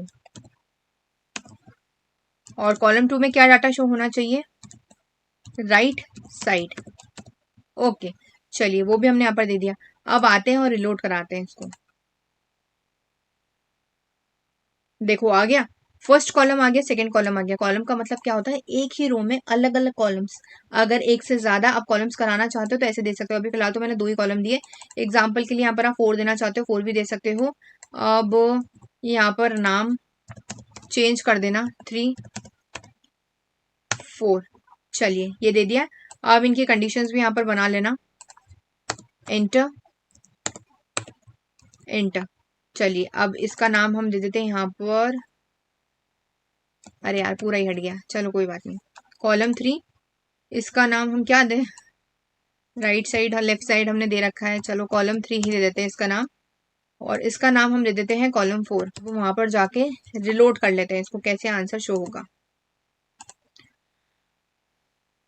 आ गया बिल्कुल सही से। तो इस तरीके से अगर आपको स्क्रैच से पूरा बनाना है तो आप कर सकते हो। वैसे मेरी राय यही रहेगी कि डाटा फ्रेम्स और उनको यूज करना ज्यादा अच्छे से होगा। हाँ, अगर आपको इमेजेस को शो कराना है तो फिर इसको यूज कर सकते हो। ओके, अब अगर आप नहीं चाहते हो कि यहाँ पर ना ऐसे टेक्स्ट टाइप का है, आप चाहते हो कि इमेजेस आए कॉलम के फॉर्मेट में, तो इमेजेस भी आप यहाँ पर इंसर्ट कर सकते हो। कैसे, मैं टोटल ना 3 इमेजेस चाहती हूँ तो मैं 3 ही लिखूंगी। हाँ, आप ज्यादा भी ले सकते हो, कोड बनाने में टाइम लगेगा बस इसलिए। उसके बाद ये 4th वाला हटा देते हैं अपन। और अब ध्यान से देखो कोड होने कैसे वाला है, बाकी का सारा पार्ट सेम रहेगा, बस यहाँ पर चेंजेस होगा। क्यों? क्योंकि फिलहाल तो हम राइट करा रहे थे टेक्स्ट के फॉर्मेट में, अब इमेजेस को इंसर्ट कराना है तो आपको उस हिसाब से लिखना पड़ेगा यहाँ पर कोड। तो देखो मैं बोल रही हूँ स्ट्रीमलिट को कि स्ट्रीमलिट इमेज को लेके आओ। इमेज को कहाँ से लेके आना है, उसका पाथ यहाँ पर दे देना। मेरी इमेजेस जो है वो इमेजेस वाले में इमेजेस img1.png। अब देखो बता भी देती हूँ ये कैसी दिख रही है। मेरी इमेज का जो पार्ट है सेम फोल्डर में है, सेम फोल्डर है, बस ये वाला इमेजेस देखो सेम फोल्डर है पूरा पाइथन फुल कोर्स वाला। और इमेजेस वाले में जाएंगे और ये वाली इमेज हमें मिल जाएगी। करेक्ट, तो ये वाली इमेज मैं चाहती हूँ कि वहां पर प्रिंट हो जाए कॉलम के फॉर्मेट में, 1 आए फिर 2nd आए फिर 3rd आए सेम रो में। तो वैसे अब देखो मैंने यहाँ पर पाथ तो दे दिया, उसके बाद आपको यहाँ पर देना पड़ेगा कैप्शन। इमेज के नीचे क्या लिखा हुआ आना चाहिए, कैप्शन कुछ भी दे सकते हो, आपकी मर्जी। मैं इमेज 1, इमेज 2, इमेज 3 चाहती हूँ, आपको कुछ और देना है वो भी दे सकते हो। img1 लिखा हुआ आना चाहिए इसमें। उसके बाद देखो यूज कंटेनर, यूज कंटेनर ये सही से लिखना क्योंकि इमेज को आपको वहां पर शो कराना है, तो ये लिखना पड़ेगा इमेज कंटेनर विथ ट्रू। अब सेम कॉपी पेस्ट कर देना बाकी 2 इमेजेस के लिए भी यहाँ पर। करेक्ट, अब पाथ तो मैं सेम ही दे रही हूँ क्योंकि एक ही इमेज लगा रही हूँ मैं 3 बार। आप अलग अलग चाहते हो तो अलग अलग यहाँ पर दे देना पाथ। ओके, अब मैं यहाँ पर चाहती हूँ कि कैप्शन चेंज हो जाए, थोड़े से 3 हो जाए। चलिए हमारा काम यहाँ पर हो चुका है, आते हैं और रिलोड करते हैं अपने वाले पेज को। तो देखो बिल्कुल सही से बता रहा है ये। सो आई होप आपको समझ आ गया होगा कैसे नॉर्मल टेक्स्ट के साथ भी आप काम कर सकते हैं और इमेजेस के साथ भी आप काम कर सकते हैं स्ट्रीमलिट को यूज करके। करेक्ट, एनिमेशन वेनिमेशन कैसे लगाना है वो रोल डाइस वाला जो प्रोजेक्ट है ना उसमें देख लेना, आपको इसी वाले लेक्चर में मिल जाएगा। मुझे अभी फिलहाल पता नहीं कि शुरुआत में लगेगा वो प्रोजेक्ट के आखिरी में, बट आपको इसी लेक्चर में मिल जाएगा। ओके, अब नेक्स्ट हम चलते हैं साइड बार्स। अब साइड बार्स का मतलब क्या होता है, आपने अगर वेबसाइट डेवलपर ने करा है, नहीं करा है तो कोई दिक्कत नहीं, मैं आपको समझा देती हूँ बिल्कुल इजी लैंग्वेज में। नैव बार का मतलब होता है जब भी आप किसी वेबसाइट पे विजिट करते हो तो ऊपर टॉप में आपको दिखता है ना नैव बार, कि कॉन्टैक्ट्स पे जाना है, अबाउट पे जाना है, सर्विसेज पे जा रहा है, होम वाले पेज पे जाना है। करेक्ट, तो आप जिसके ऊपर भी क्लिक करते हो उस नैव बार पे वो वाला पेज आपको ओपन हो जाता है। करेक्ट, वैसे ही होता है। अरे एग्जाम्पल देती हूँ, आप कॉलेज की वेबसाइट पे विजिट करो, वहां पे लिखा हुआ आता है ना एडमिशंस ओपन, उसके ऊपर क्लिक करोगे तो वाला पेज ओपन हो जाएगा। करेक्ट, वैसे प्रैक्टिस क्वेश्चन या फिर क्वेश्चन पेपर्स लास्ट ईयर के अगर पे आप क्लिक करोगे तो वो वाला ओपन हो जाएगा। तो इस टाइप से अगर किसी पर भी आपको क्लिक करना है तो नैव बार पे आपको ऊपर ऑप्शंस दिखते हैं, जिसके ऊपर भी क्लिक करोगे वो वाले ऑप्शन को वो वाला पेज ओपन हो जाता है। तो वैसे ही अगर आपको नैव बार बनाना है अपने इसमें तो वो भी बना सकते हो। हमारे स्ट्रीमलेट के लैंग्वेज में उसको बोलते हैं साइड बार, क्योंकि नॉर्मली वेबसाइट्स पे टॉप पर आते हैं नैव बार, इसमें आप साइड बार बना सकते हो, साइड में दिखेगा बट दिखेगा बहुत प्रोफेशनल और बहुत अच्छा सा। करेक्ट, कैसे दिखने वाला है वो देख लेते हैं। और हाँ एक और चीज, नैव बार में आप भले कितने ही ऑप्शंस देते हो अपने स्ट्रीमलेट में, जिस भी ऑप्शन के ऊपर अगर आप क्लिक करोगे उसी का पेज ओपन होगा, और वो कैसे दिखेगा और कैसे बनाना है बहुत अच्छे समझाऊंगी, इसलिए ध्यान से देखना। हाँ, इसकी लैंग्वेज में हम बोलते हैं साइड बार्स। चलिए वो मैंने यहाँ पर लिख दिया है। अब क्रिएट करते हैं साइड बार। st मतलब स्ट्रीमलेट को बोल रही हूँ मैं कि एक साइड बार क्रिएट करके दो मुझे। अब उस साइड बार का ना टॉपिक होना चाहिए मेन्यू, मेन्यू भी हो सकता है, या चलो मेरी कंपनी का नाम मैं लिख देती हूँ यहाँ पर, coding champions by Priyanshi. Okay, ये होना चाहिए। अब उसके बाद आपको यहाँ पर ऑप्शंस भी देने पड़ेंगे कि आपके नैव बार में या फिर आपके साइड बार में कितने ऑप्शन होने वाले हैं, और जिसके ऊपर भी आप क्लिक करोगे तो वो वाला पेज ओपन होगा। तो इतने ऑप्शंस आपको यहाँ पर बनाने पड़ेंगे। तो अब स्ट्रीमलेट को बोल रही हूँ मैं कि आप एक साइड बार में ना सिलेक्ट बॉक्स क्रिएट कर दो ताकि यूजर उसमें से चूज कर पाए। ठीक है, यूजर उसमें से चूज कर पाए कि कौन से वाले पेज पे उसको जाना है। अब चूज यहाँ पर दिखेगा उसको। अब जो ऑप्शंस होंगे और जो उसको दिखेंगे वो यहाँ पर हमें क्रिएट करना पड़ेगा। होम, सेकेंड ऑप्शन मैं चाहती हूँ लिस्ट के फॉर्मेट में स्टोर करा रही हूँ। हाँ, अबाउट सेकेंड कोर्सेस कितने में प्रोवाइड करती हूँ। अगर किसी को कोर्सेज नहीं सिर्फ नोट्स ही चाहिए Python, artificial intelligence, machine learning के, डाटा एनालिटिक्स के या फिर एक्सेल के, एसक्यूएल के, तो नोट्स भी ले सकता है वो, उसकी मर्जी। अब उसके बाद हमें इनकी पेजेस भी ओपन करने पड़ेंगे। जैसे कोई भी होम पर क्लिक करे उसका पेज ओपन हो जाए, कोर्सेज पे क्लिक करे उसका पेज ओपन हो जाए, तो उसके लिए आप यहाँ पर लिखो अगर ऑप्शन यूजर ने जो भी सिलेक्ट करा है और अगर वो होम है, ठीक है, फर्स्ट मैं क्रिएट करी होम के लिए, अगर वो होम है तो फिर ये वाला कोड रन कर देना, तो उस वाले पेज पे पहला तो नया पेज ओपन हो जाएगा। हाँ, इसी से नया पेज ओपन हो जाएगा, आपको खुद को लिखने की जरूरत नहीं है। तो आप वहां पर लिख देना राइट। अब जो भी आप लिखवाना चाहते हो, जैसी भी आप वेबसाइट बनाना चाहते हो, इसके अंदर पूरी वेबसाइट क्रिएट कर सकते हो। पूरी वेबसाइट क्रिएट कर देना इसी इफ के अंदर। ओके, मैं नहीं कर रही हूँ, मुझे सिर्फ सिंपल से आपको बताना है कैसे पेज ओपन होता है, कैसे डाटा दिखने वाला है। ओके, तो मैं यहाँ पर लिख रही हूँ वेलकम टू होम पेज, तो ये वाला पेज आपको ओपन होकर दिख जाएगा। ओके, अब ऐसे ही सारी कंडीशंस बाकियों के लिए भी आप बना लो, बाकी 3 के लिए भी बना लो। Enter enter. चलिए, अब इनका नाम यहाँ से कॉपी करना क्योंकि गलत नहीं होना चाहिए, कंपैरिजन उसी से करेगा ये। Welcome to about page, welcome to courses. यहाँ पर आप थोड़ा सा चेंजेस करना चाहते हो कर सकते हो, आपकी मर्जी कि कोर्सेज कितने हैं मेरे, और एक्सेल प्लस एआई है, इतने कोर्सेज हैं। चलिए, इतना पार्ट हमने यहाँ पर देख लिया है। नोट्स भी आप यहाँ पर दे दो, नोट्स भी मैं यही सारे प्रोवाइड करती हूँ। अभी फिलहाल कितने नोट्स अवेलेबल है चैनल पर वो लिख देते हैं। हाँ, एमएल भी बहुत जल्दी आएगा, अभी फिलहाल नहीं है बट आएगा वो भी जल्दी। ओके, तो अब देखो साइड बार कितना अच्छा दिख रहा है, करेक्ट, और ये एरो भी आ रहा है, इससे आप हटा भी सकते हो, इसको वापस लाना चाहते हो ला भी सकते हो उसको। तो ये सारे एनिमेशन हमें स्ट्रीमलाइट खुद प्रोवाइड करता है। देखो यहाँ पे कंपनी का लोगो लगाना चाहते हो, उसकी इमेज लगाना चाहते हो, एनिमेशन लगाना चाहते हो, ये सारी चीजें मैंने आपको यहाँ पर समझा दी है। खुद ही मिक्स मैच करना, यूज करना, खुद की वेबसाइट क्रिएट करना, आपको अच्छे से समझ आ जाएगा। उसके बाद ये चूज, इनमें से आप चूज कर सकते हो। बाय डिफॉल्ट जो भी पहला वाला होगा वही ऑप्शन आपको दिखेगा। अब देखो इसके ऊपर क्लिक करोगे ये सारे ऑप्शंस दिख जाएंगे। अबाउट के ऊपर क्लिक करोगे, देखो अबाउट वाला पेज ओपन हो गया। ये सारे अलग अलग पेजेस है। हाँ, ये मैं सोचना वही पेज है, नहीं अलग है। कोर्सेज पे जाओगे तो देखो ये वाला पेज ओपन हो गया, इतने कोर्सेज हैं। अब नोट्स में भी मैंने सेम ही डाटा दिया था इसलिए वो सेम ही बता रहा है। ओके, चेंज करना चाहो कर सकते हो, यहाँ पर आगे नोट्स लिख देना तो चेंज हो जाएगा डाटा। इमेजेस, पीडीएफ, जो आपको यहाँ पर देना है, शो कराना है, वो आप करवा सकते हो, कोई दिक्कत नहीं है। तो देखो यहाँ से सिलेक्ट कर लेते हैं, नोट्स आ रहा है तो बिल्कुल सही आंसर आ रहा है हमारे पास, मतलब आउटपुट सही से बता रहा है। तो चलिए अपना नेक्स्ट प्रोजेक्ट बनाना स्टार्ट करते हैं स्ट्रीमलाइट का, जो कि है talking app text to speech converter. अब जो भी मेरा कोर्स पहले से फॉलो कर रहा है, भले पाइथन एआई का हो या फिर डाटा एनालिटिक्स का हो, उन्होंने ये वाला प्रोजेक्ट थोड़ा सा देखा होगा, बट ऐसे दिखने वाला नहीं देखा होगा। सिर्फ टर्मिनल पर हम बुलवाते थे, करेक्ट, तो वहां पर टेक्स्ट टू स्पीच कन्वर्टर का यूज करते थे। थोड़ा अलग रहेगा, इसलिए देख लो फिर से, भले स्पीड तेज कर लेना, आपकी मर्जी। ओके, हर एक चीज बहुत बारीकी से समझाऊंगी क्योंकि अगर कोई मेरा पहली बार भी लेक्चर देख रहा है उसे भी समझ आना चाहिए। ओके, अब देखिए यहाँ पर मैंने लोगो लगाया, आप नहीं भी चाहो तो मत लगाना, आपकी मर्जी, बस अच्छा दिखने के लिए लगाया। ये रेक्टेंगल है, यहाँ पर आप जो भी लिखोगे ना ये बोलकर दिखाएगा। कैसे बोलेगा, जैसे हम इस वाले स्पीक वाले बटन के ऊपर क्लिक करेंगे बोलना स्टार्ट कर देगा। कुल मिला के हम टेक्स्ट को स्पीच में कन्वर्ट करवा रहे हैं, बुलवा कर दिखा रहे हैं इसे, ठीक है। तो मैं यहाँ पर बुलवाना चाहती हूँ इसको, I am Priyanshi and I am educator. चलिए, अब मैं थोड़ा सा वॉल्यूम इसका तेज कर देती हूँ। Now speak. I am Priyanshi and I am educator. Correct, बहुत अच्छे से बोल रहा है, और देखो जब बोलना इसका खत्म हो गया तभी बता भी रहा है कि डन स्पीकिंग। करेक्ट, तो आई मीन सही से काम कर रहा है। चलिए अब इस प्रोजेक्ट को बनाना स्टार्ट करते हैं। अब यहाँ से बनाना स्टार्ट करते हैं। ये वाला वो आइकन की लिंक है जो मैंने वहां पर यूज करी ना, ये वाला जो आइकन मैंने यहाँ पर यूज करा है ना, इसकी लिंक है। आप कोई सा भी आइकन उठा सकते हो, उसकी लिंक भी दे सकते हो, नहीं तो यहाँ पर ना फोल्डर में वो वाली इमेज दे देना और उसका पाथ दे देना, वो भी चल जाएगा, आपकी मर्जी आपको कैसे इमेज देनी है इसको। चलिए, इतना काम हमारा हो चुका है। अब एक चीज बता देती हूँ, यहाँ पर क्या ये लोकल होस्ट चल रहा है इसलिए मैं इसको बंद नहीं करूंगी। अगर आपने इसको इंस्टॉल नहीं कर रखा है Python text to speech converter को, तो फिर आपको यहाँ पर इंस्टॉल करना पड़ेगा। इसकी कमांड देख लो क्या होती है।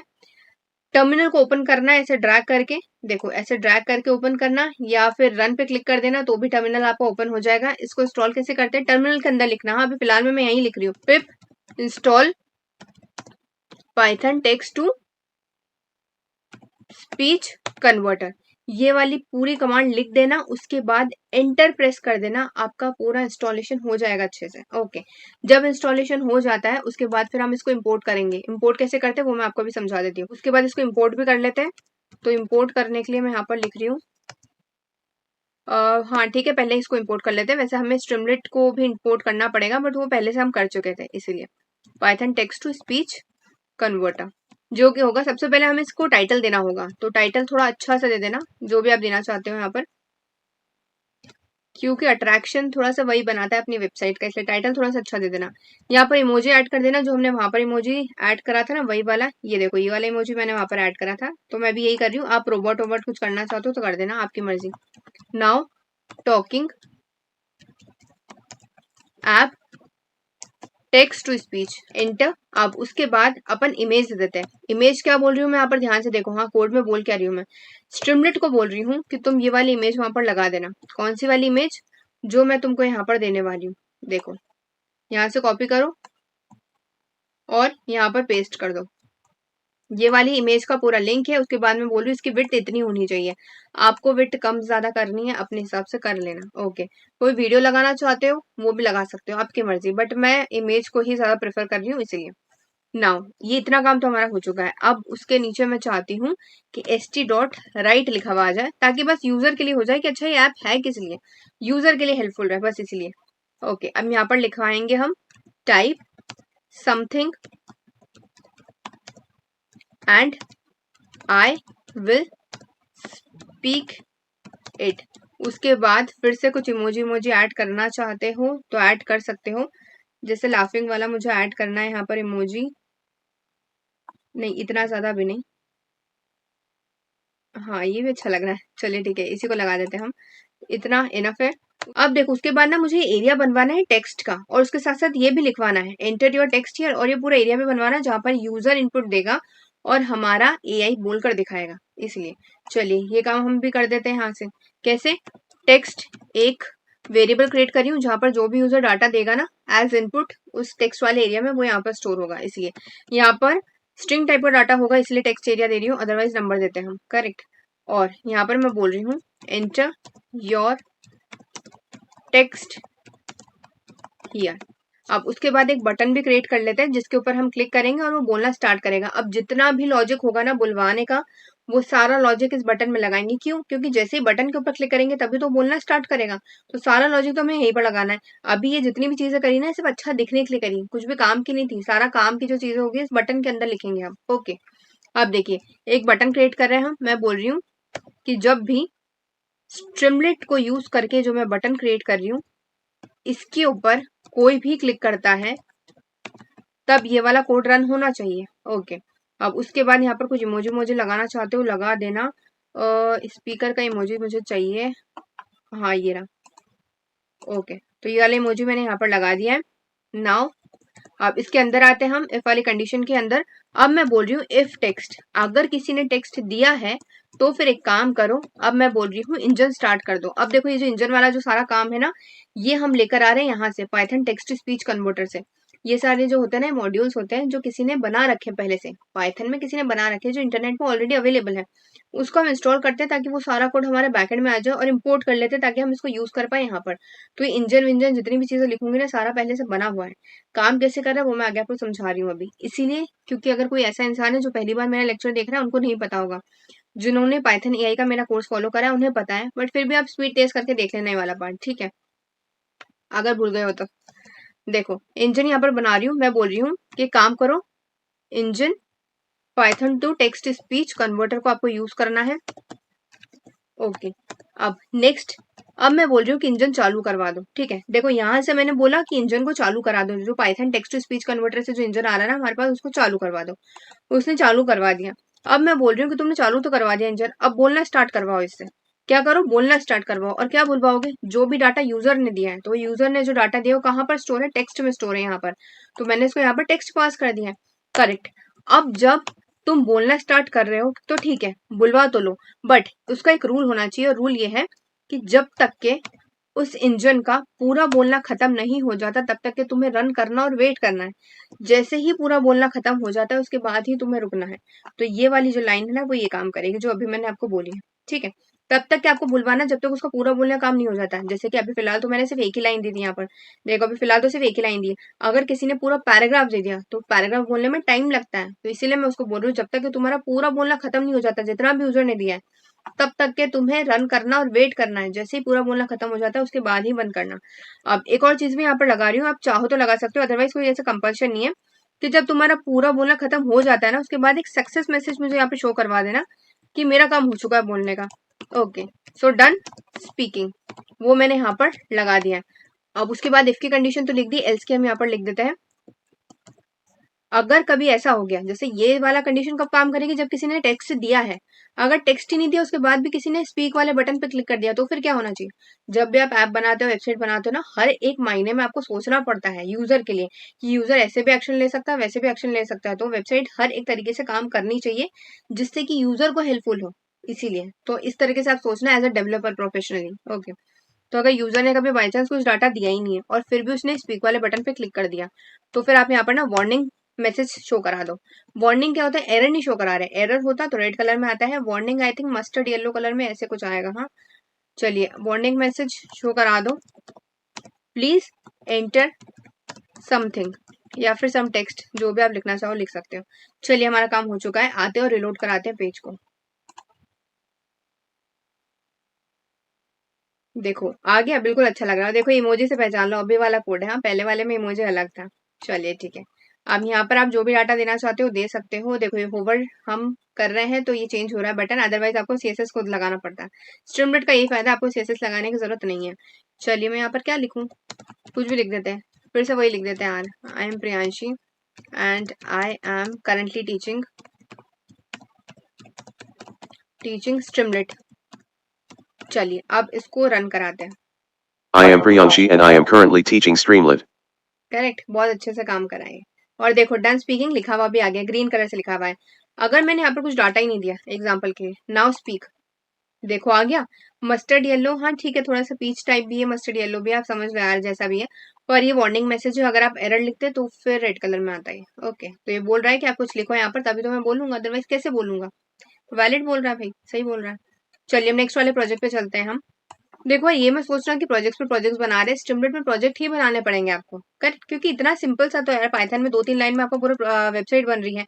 तो ऑब्वियसली प्रोजेक्ट पे प्रोजेक्ट बनाओ ना, आपकी प्रैक्टिस होती जाएगी। और यहाँ पर ना डाटा एनालिटिक्स का प्रोजेक्ट भी बनवाऊंगी आपको, तो काफी हेल्प होगा आपको। हाँ, और उसमें पांडास भी यूज करेंगे हम, नमपाई भी यूज करेंगे, मैटप्लोट्लिब भी यूज करेंगे। इसीलिए वाले लेक्चर्स नहीं देखें तो देख लेना, लिंक डिस्क्रिप्शन बॉक्स में मिल जाएगी। क्यों बोल रही हूँ देखने के लिए, क्योंकि भले ही आप आर्टिफिशियल इंटेलिजेंस में जाना चाहो, मशीन लर्निंग में जाना चाहो या फिर डाटा साइंस डाटा एनालिटिक्स में जाना चाहो, सब में ये वाली लाइब्रेरी बहुत ज्यादा इंपॉर्टेंट होती है।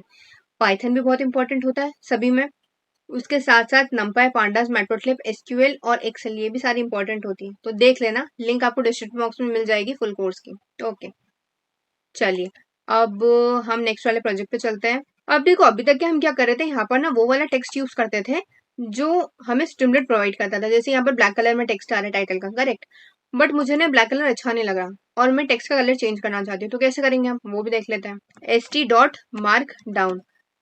अब देखो ये वाली चीज मैंने ऑलरेडी आपको रोलिंग डाइस वाले गेम में समझा दिया था, बट मुझे भी नहीं पता कि वाला गेम पहले लगेगा इस वाले प्रोजेक्ट के बाद में, तो फिर से बता देती हूँ आपको।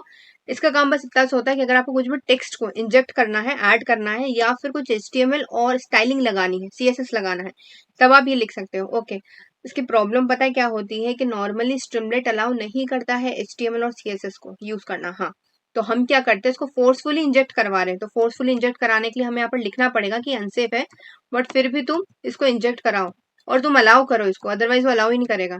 इसीलिए अलाउ HTML और ट्रू। चलिए ये हमने यहाँ पर फोर्सफुली से इंजेक्ट करवाया है HTML और CSS। अब यहाँ पर जो भी आप स्टाइलिंग देना चाहते हो, HTML लिखना चाहते हो लिख सकते हो। देखो मैं HTML लिख रही हूँ। HTML कैसे लिखते हैं, अगर आपको HTML का कोर्स चाहिए तो मुझे बता देना, मैं अपलोड कर दूंगी। हाँ, HTML CSS का, टेलविंड का, आप चाहो तो बता देना। हाँ, H1, उसके बाद स्टाइल इक्वल्स टू, देखो स्टाइलिंग कर रही हूँ मैं, स्टाइलिंग कुछ भी कर लो, मैं यहाँ पर कलर चेंज करना चाहती हूँ इसका रेड। चलिए, तो कलर रेड हम यहाँ पर कर देते हैं। उसके बाद स्टाइलिंग कंप्लीट हो चुकी है, इसको क्लोज कर दो। उसके बाद कौन से वाले डाटा की आप स्टाइलिंग करना चाहते हो, तो डाटा भी तो देना पड़ेगा। तो मैं यहाँ पर प्रियांशु प्रिंट कराना चाहती हूँ रेड कलर में, तो मैंने यहाँ पर अब डाटा दे दिया।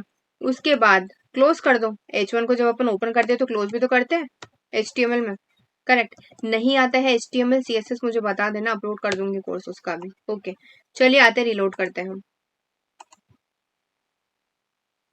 देखो आ गया रेड कलर में प्रियांशी। दूसरा कलर देना चाहते हो वो भी दे सकते हो, फोन चेंज करना चाहते हो वो भी करवा सकते हो। बस मुझे आपको ये समझाना था कि स्टाइलिंग HTML को कैसे इंजेक्ट किया जाता है हमारे स्ट्रीमलेट में। ओके, सो आई होप आपको समझ आ गया होगा। तो चलिए अपना नेक्स्ट प्रोजेक्ट बनाना स्टार्ट करते हैं, जिसका नाम है व्हाइट बोर्ड। हाँ, जैसे व्हाइट बोर्ड होता है ना, यहाँ पर आप कुछ भी ड्रॉ कर सकते हो, करेक्ट।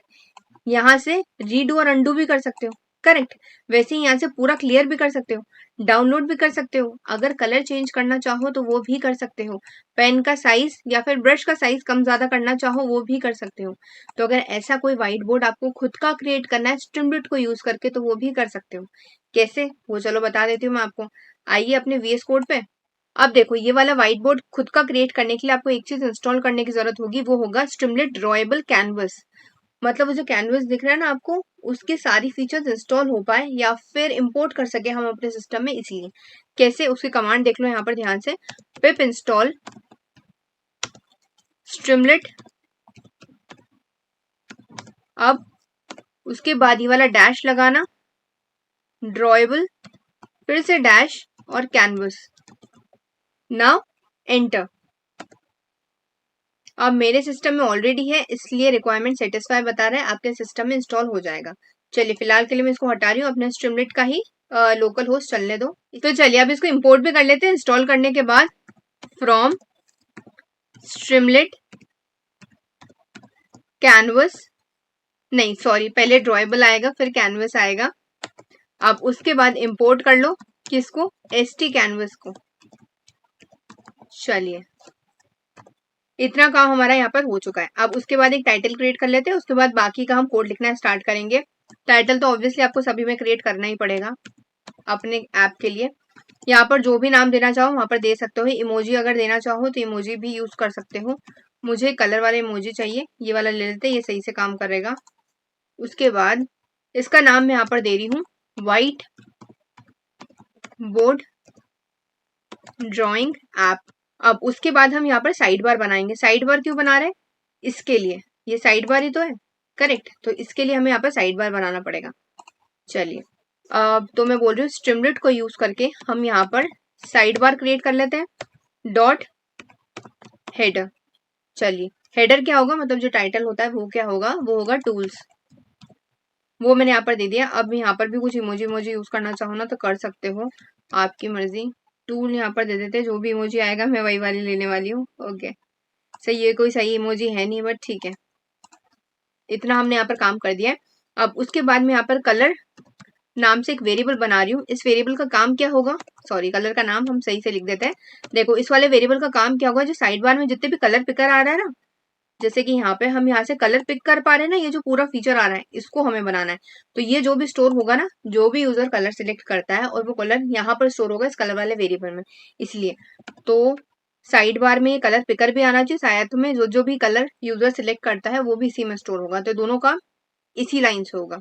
ओके देखो फिर से बोल देती हूँ। देखो ये जो यहाँ पर कलर बना रहे हैं ना हम वेरिएबल, इसका दो काम होगा। सबसे पहला तो जो भी यूजर कलर सिलेक्ट कर लेता है यहाँ पर, वो कलर यहाँ पर स्टोर हो जाएगा। दूसरा जो कलर पिकर आ रहा है ना सिलेक्ट करने के लिए, ये भी यहीं से होगा, इसी लाइन से होगा। ओके चलिए इतना हमारे यहाँ पर काम हो चुका है। अब मैं यहाँ पर लिख रही हूँ ST, मतलब स्ट्रीमलीट को यूज करके आप साइड बार क्रिएट कर लो। डॉट, वहां पर आपको लगाना है कलर पिकर, ताकि यूजर यहाँ से कलर पिक कर सके। और वहां पर लिखा हुआ क्या आना चाहिए, पिक कलर। इतना हमारे यहाँ पर काम हो चुका है।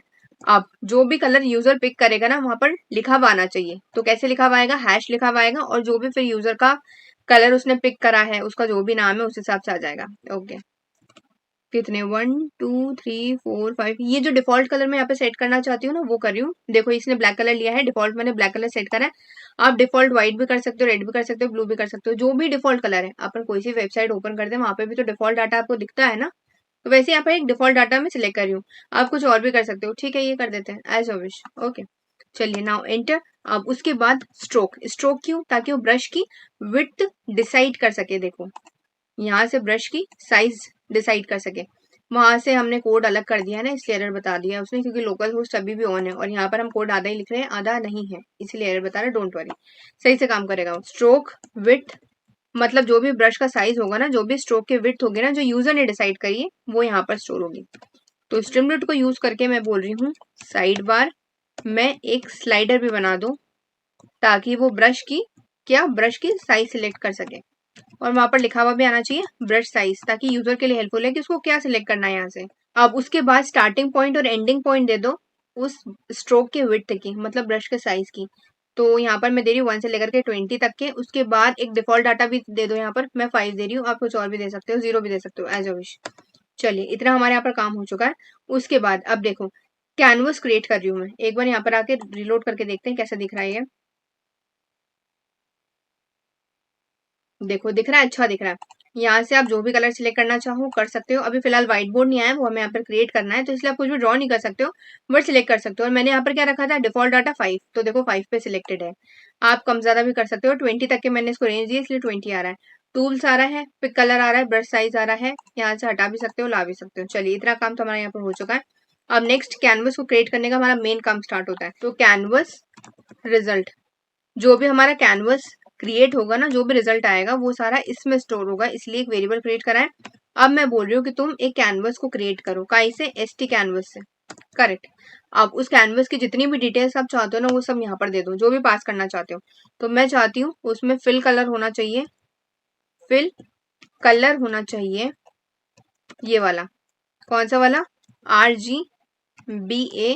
और यहाँ पर मैं बोल रही हूँ 2555। अब देखो इस पे ज्यादा ध्यान मत दो, ये ट्रांसपेरेंट है, मैं चाहती हूँ कि ट्रांसपेरेंट रहे, ताकि यूजर जो भी वहां पर कलर यूज कर रहा है, स्ट्रोक कर रहा है, वो सारी चीजें दिखे। तो कुल मिला के ट्रांसपेरेंट फिल कर रही हूँ मैं। अब उसके बाद मैं यहाँ पर बोल रही हूँ स्ट्रोक विड्थ। अब देखो इसमें ना आपको वो चीजें देनी है जो आप चाहते हो कि कैनवस में हो। ट्रांसपेरेंट फिल होना चाहिए, ताकि यूजर जो भी वहां पर डाटा दे रहा है, जो भी ड्रॉ कर रहा है, वो सही से दिखे, बस इसलिए। सेकेंड चीज, स्ट्रोक, स्ट्रोक की विड्थ होनी चाहिए, जो भी यूजर ने स्ट्रोक की विड्थ डिसाइड करी ना, उसी विड्थ से ड्रॉ होना चाहिए, इसलिए। तो अब नेक्स्ट स्ट्रोक विड्थ यहाँ पर पास कर रही हूँ। ये देखो स्ट्रोक विड्थ यहाँ पर लिखा हुआ भी आ रहा है। अब स्ट्रोक की विड्थ क्या होगी, जो भी स्ट्रोक की विड्थ यूजर ने डिसाइड कर रखी, वो कहाँ पर है, स्ट्रोक विड्थ में ही स्टोर है। देखो ना यहाँ पर स्ट्रोक विड्थ में ही तो स्टोर है, तो वो मैंने यहाँ पर पास कर दी। देखो ये वो चीज है जो हम यहाँ पर पास कर रहे हैं, कुल मिला के प्रॉपर्टीज है हमारे कैनवस की। ये वो डाटा है जो यूजर ने डिसाइड करा है, और जो स्टोर हो रहा है वो हम यहाँ पर पास करवा रहे हैं, समझ आ रहा है। अब नेक्स्ट स्ट्रोक कलर, तो यहाँ पर मैं कलर पास कर रही हूँ, क्योंकि यूजर जो भी कलर डिसाइड करेगा वो इस कलर वाले वेरिएबल में स्टोर होगा, इसीलिए। चलिए वो भी मैंने यहाँ पर पास कर दिया। अब बैकग्राउंड कलर, बैकग्राउंड कलर क्या चाहते हो आप अपने कैनवस का? तो मैं व्हाइट चाहती हूँ, तो इसलिए मैंने यहाँ पर व्हाइट सेट कर दिया है। हैश लगाना, FFF 5 बार लगा देना। आई थिंक 6 बार आएगा, हाँ 6 बार आ रहा है, ठीक है। आपको बॉक्स दिख जाएगा, हाँ तब तक के लगाते जाना F। चलिए इतना हमारे यहाँ पर काम हो गया है। उसके बाद हाइट और विड्थ आपको सेट करनी पड़ेगी अपने कैनवस की। तो मैं यहाँ पर हाइट तो 400 सेट कर रही हूँ। उसके बाद विड्थ में यहाँ पर सेट कर रही हूँ 600। उसके बाद ड्राइंग मोड, अब देखो ड्राइंग मोड में यहाँ पर सेट कर रही हूँ फ्री ड्रॉ। इसका मतलब होता है कि यूजर फ्रीली ड्रॉ कर सके। अगर आपने फ्री ड्रॉ नहीं करा, आपको शेप देते हो कि आपसे सर्कल ही शेप बना सकते हो, रेक्टेंगल ही बना सकते हो, तो वो भी कर सकते हो। हाँ मैं चाहती हूँ फ्री ड्रॉ यूजर कर सके, जैसा भी ड्रॉ करना चाहे। अब उसके बाद की, अब देखो जो की है ना, ये यहाँ पर कैनवस से सेट रहती है, ये कुछ समझाने वाली चीज नहीं, इसमें सेट रहती है, यही आपको देनी पड़ेगी। चलिए इतना हमने यहाँ पर कर दिया है। अब आते हैं अपने वाले पे और रिलोड करते हैं, हमारा पूरा काम हो चुका है। तो देखो आ गया कैनवस, और कितना अच्छा लग रहा है हमारा कैनवस, है ना। अब यहाँ से जो भी कलर सेट करना चाहते हो आप कर सकते हो। मैं चाहती हूँ कि रेड कलर आ जाए। चलिए रेड कलर हो गया। अब देखो बाय डिफॉल्ट तो 5 सेट है, बट यहाँ पे आई थिंक सो 3 सही रहेगा। ओके चलिए अब मैं पेन को यूज कर रही हूँ, आप हाथ से भी बना सकते हो। हाँ देखते हैं कैसी ड्राइंग बनती है यहाँ पर, सही से बन रहा है क्या। वैसे मैं डिजाइन करती हूँ, हाँ अगर आपने मेरी डिजाइन देखी हो तो ऊप्स वाले लेक्चर में आपको मेरी डिजाइन दिख जाएगी। मैं फैशन डिजाइनिंग भी करती हूँ। बट इस ड्राइंग को देख के प्लीज ऐसा अनुमान मत लगाना कि मैं ऐसी करती हूँ, नहीं यार काफी ठीक ठाक कर लेती हूँ। बट ऑब्वियसली अभी इससे पेन से बनाई जा रही है, जिसमें कोई एक्स्ट्रा फीचर भी नहीं है। चलिए अच्छी लग रही है वैसे ड्राइंग, ठीक ठाक है, मतलब इसके यार पेन के हिसाब से ठीक है। आपको यहाँ पर आप पेंटिंग ब्रश और जो रियल के ब्रश रहते हैं वो सब तो यूज कर नहीं सकते हो, वरना डिजाइनिंग में तो कितने तरह के ब्रशेस रहते हैं, जो करते हैं पेंटिंग उनको पता है, यूज किया जा सकता है इस कैनवस को। अब हर आर्टिस्ट अपनी सिग्नेचर देता है, तो चलिए सिग्नेचर भी दे देते हैं।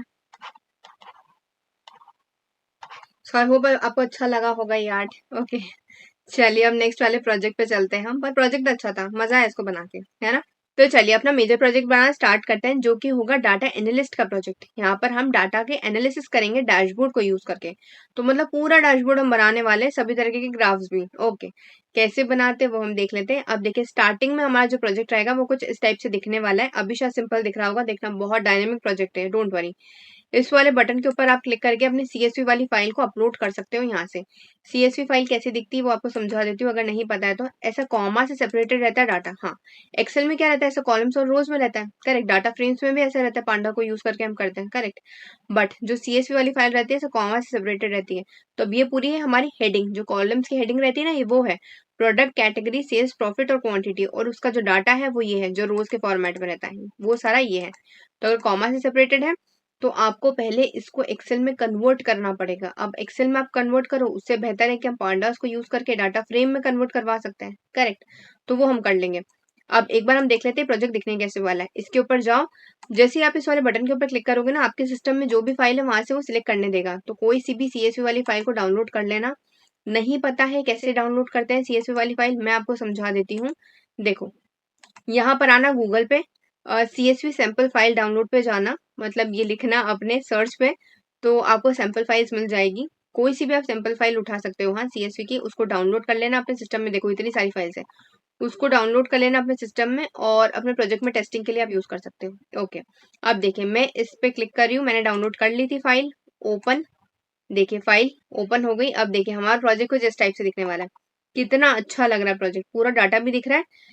सीएसवी फाइल होती है कॉमा से सेपरेटेड, बट देखो उसने बकायदा डाटा फ्रेम में कन्वर्ट कर दिया, मतलब एक्सेल टाइप की फाइल में कन्वर्ट कर दिया, इंडेक्सिंग भी कर दी है, और रोज और कॉलम्स में बनाया डाटा, और कितना अच्छा लग रहा है। यहाँ से आप डाउनलोड भी कर सकते हो। ओके, ये फीचर स्ट्रीमलेट ही प्रोवाइड करता है हमको। अब देखो विजुअलाइजेशन भी कर पा रहे हैं हम। यहाँ पर बार चार्ट सिलेक्टेड है इस साइड बार में, इसीलिए बार चार्ट में दिखा रहा है। अगर आप दूसरा चार्ट सिलेक्ट करते हो तो वो भी दिखा देगा। देखो अपन जैसे ही ऐसे करते हो, अगर आप ये जो माउस का होता है ना, ये स्क्रॉल करने का, इसको आप जैसे ही करोगे ना, घुमाओगे, तो ये ऐसे हो जाता है। आप चाहो तो जूम भी कर सकते हो। ओके, एज ओ विश। चलिए हमने देख लिया। यहाँ पर आना statistics, account, median, standard division, मिन, 25%, 50%, 75% मैक्स, ये सब क्या होता है ये पांडास में आपने सीख लिया है। ओके, अब अगर आपने पांडास, नंपाई और मैटप्लोट्लिब का कोर्स नहीं देखा तो मैं यही बोलूंगी पहले वो जाकर देख लेना। Artificial intelligence, machine learning, data science, data analytics में ये सारी चीजें काम आती हैं। ओके, तो जाकर देख लो, आपको सारी चीजें बहुत अच्छे समझ आ जाएगी, क्योंकि इस प्रोजेक्ट में हम इन तीनों को यूज करने वाले हैं। अब मैं सारी चीजें आपको बारीकी से नहीं बता सकती स्टार्टिंग से, कि नंपाई क्या होता है, पांडास क्या होता है, मैटप्लोट्लिब कैसे होता है, कैसे उसमें कोड बनाते हैं। ऑब्वियसली वो 3-3 घंटे के कोर्स है, अगर मैं बताऊंगी तो 6 घंटे का कोर्स वो इसी वीडियो में हो जाएगा। तो आप जाकर देख लेना, उसके लिंक आपको डिस्क्रिप्शन बॉक्स में मिल जाएगी। और वैसा नहीं कि सिर्फ इसी प्रोजेक्ट में आपको ये सारी चीजें काम आने वाली हैं। आप आर्टिफिशियल इंटेलिजेंस, मशीन लर्निंग में जा रहे हो, या फिर डाटा साइंस, डाटा एनालिटिक्स में जा रहे हो, सभी में काम आएगा ये। तो आई होप आपको समझ आ गया होगा कैसा हमारा प्रोजेक्ट दिखने वाला है। आप देखो यहाँ से ना आप सिलेक्ट भी कर सकते हो। लाइन चार्ट चाहते हो तो देखो लाइन लाइन चार्ट दिखा देगा, करेक्ट। अगर आप एक्स एक्सेस पे कुछ और डाटा सेट करना चाहते हो, एक्स एक्सेस क्या होता है, ये वाला हॉरिजॉन्टल वाला जहाँ पे लिखा है ना bag, camera, headphone. Y axis क्या होता है, ये वाला डाटा वर्टिकल वाला, करेक्ट। तो मैं चाहती हूँ एक्स एक्सेस पे सेट करना प्रॉफिट को, तो देखो प्रॉफिट आ जाएगा, ये देखो आ रहा है। अब वाई एक्सेस पे कुछ और सेट करना चाहते हो तो कुछ और भी सेट कर सकते हो, देखो आ रहा है। कितना अच्छा लग रहा है हमारा प्रोजेक्ट, करेक्ट। पाई चार्ट चाहते हो, पाई चार्ट भी हो जाएगा, देखो कितना अच्छा लग रहा है हमारा प्रोजेक्ट, है ना।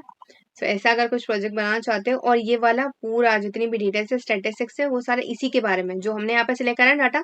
इस कंट्रोल्स में आप जो भी डाटा सिलेक्ट करोगे ना, उसी के हिसाब से चार्ट बनाएगा, स्टैटिस्टिक्स भी उसी के हिसाब से रहेगी। ओके, तो ये मैं सोचना कि एक ही बता रहा, नहीं, चेंजेस आएंगे, चार्ट में भी चेंजेस आएंगे, इसमें स्टैटिस्टिक्स में भी चेंजेस आएंगे। तो उसके लिए आपको सबसे पहले इंपोर्ट करनी पड़ेगी स्ट्रीमलेट, तो उसको इंपोर्ट कर लेना। उसके बाद पांडास को इंपोर्ट करना पड़ेगा, फिर मैटप्लोट्लिब को इंपोर्ट करना पड़ेगा, बायप्लॉट एज पीएलटी।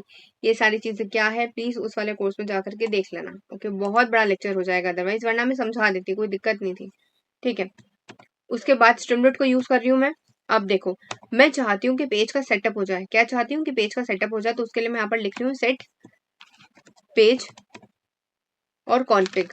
अब यहाँ पर लेआउट वाइड मैं यहाँ पर सेट कर रही हूँ। उसके बाद जो भी आप टाइटल देना चाहते हो वो दे सकते हो इसका। तो मैं यहाँ पर दे रही हूँ smart dashboard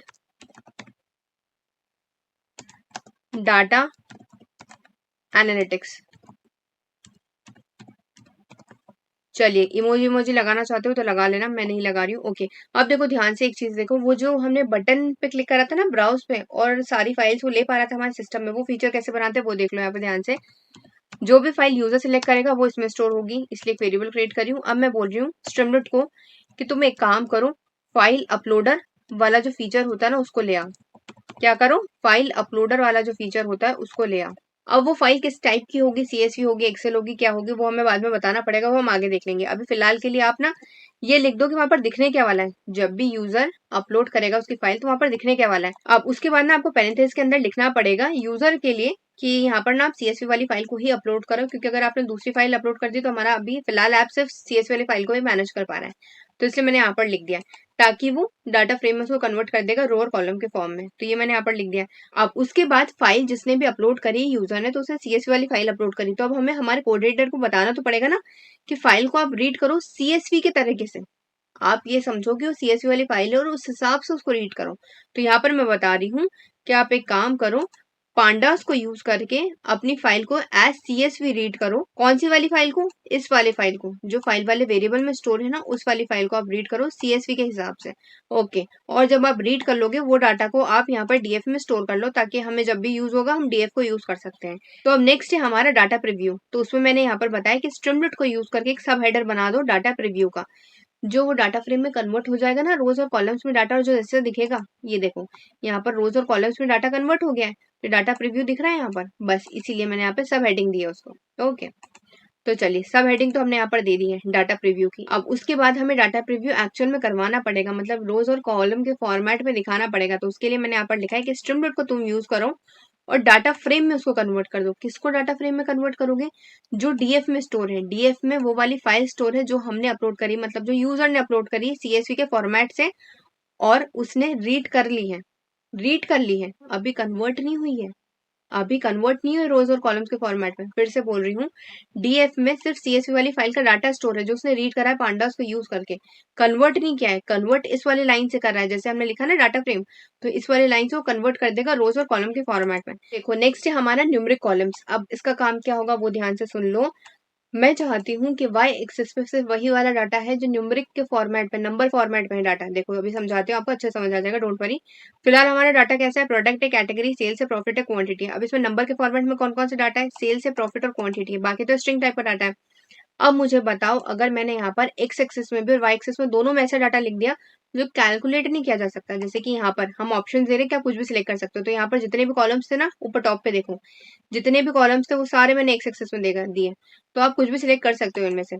but why axis में मैंने सिर्फ वही वाला डाटा दिया है जो नंबर के फॉर्मेट में है, जैसे सेल्स, प्रॉफिट और क्वांटिटी। ऑब्वियसली ऐसे ही देना पड़ेगा आपको यार डाटा। क्यों, क्योंकि अगर मैंने एग्जाम्पल के लिए यहाँ पर डाटा दे दिया, एग्जाम्पल के लिए दे दिया यहाँ पर कैटेगरी, और हाँ यहाँ पर मैंने दे दिया कैटेगरी एक्स एक्सिस में और वाई एक्सिस में दे दिया प्रोडक्ट, तो मेजर तो हो ही नहीं सकता है। दोनों स्ट्रिंग टाइप का डाटा है, मेजर कैसे होगा। प्रोडक्ट और कैटेगरी के ऊपर आप कैसे ग्राफ क्रिएट करोगे, bar graph, pie chart, line graph, नहीं कर सकते हो। इसीलिए मैं चाहती हूँ कि एक एक्सिस पे, तो वो मैंने वाई डिसाइड करा है, एक एक्सिस पे आपको ऐसा डाटा देना है जो मेजर किया जा सकता है, ताकि सही से ग्राफ क्रिएट हो सके।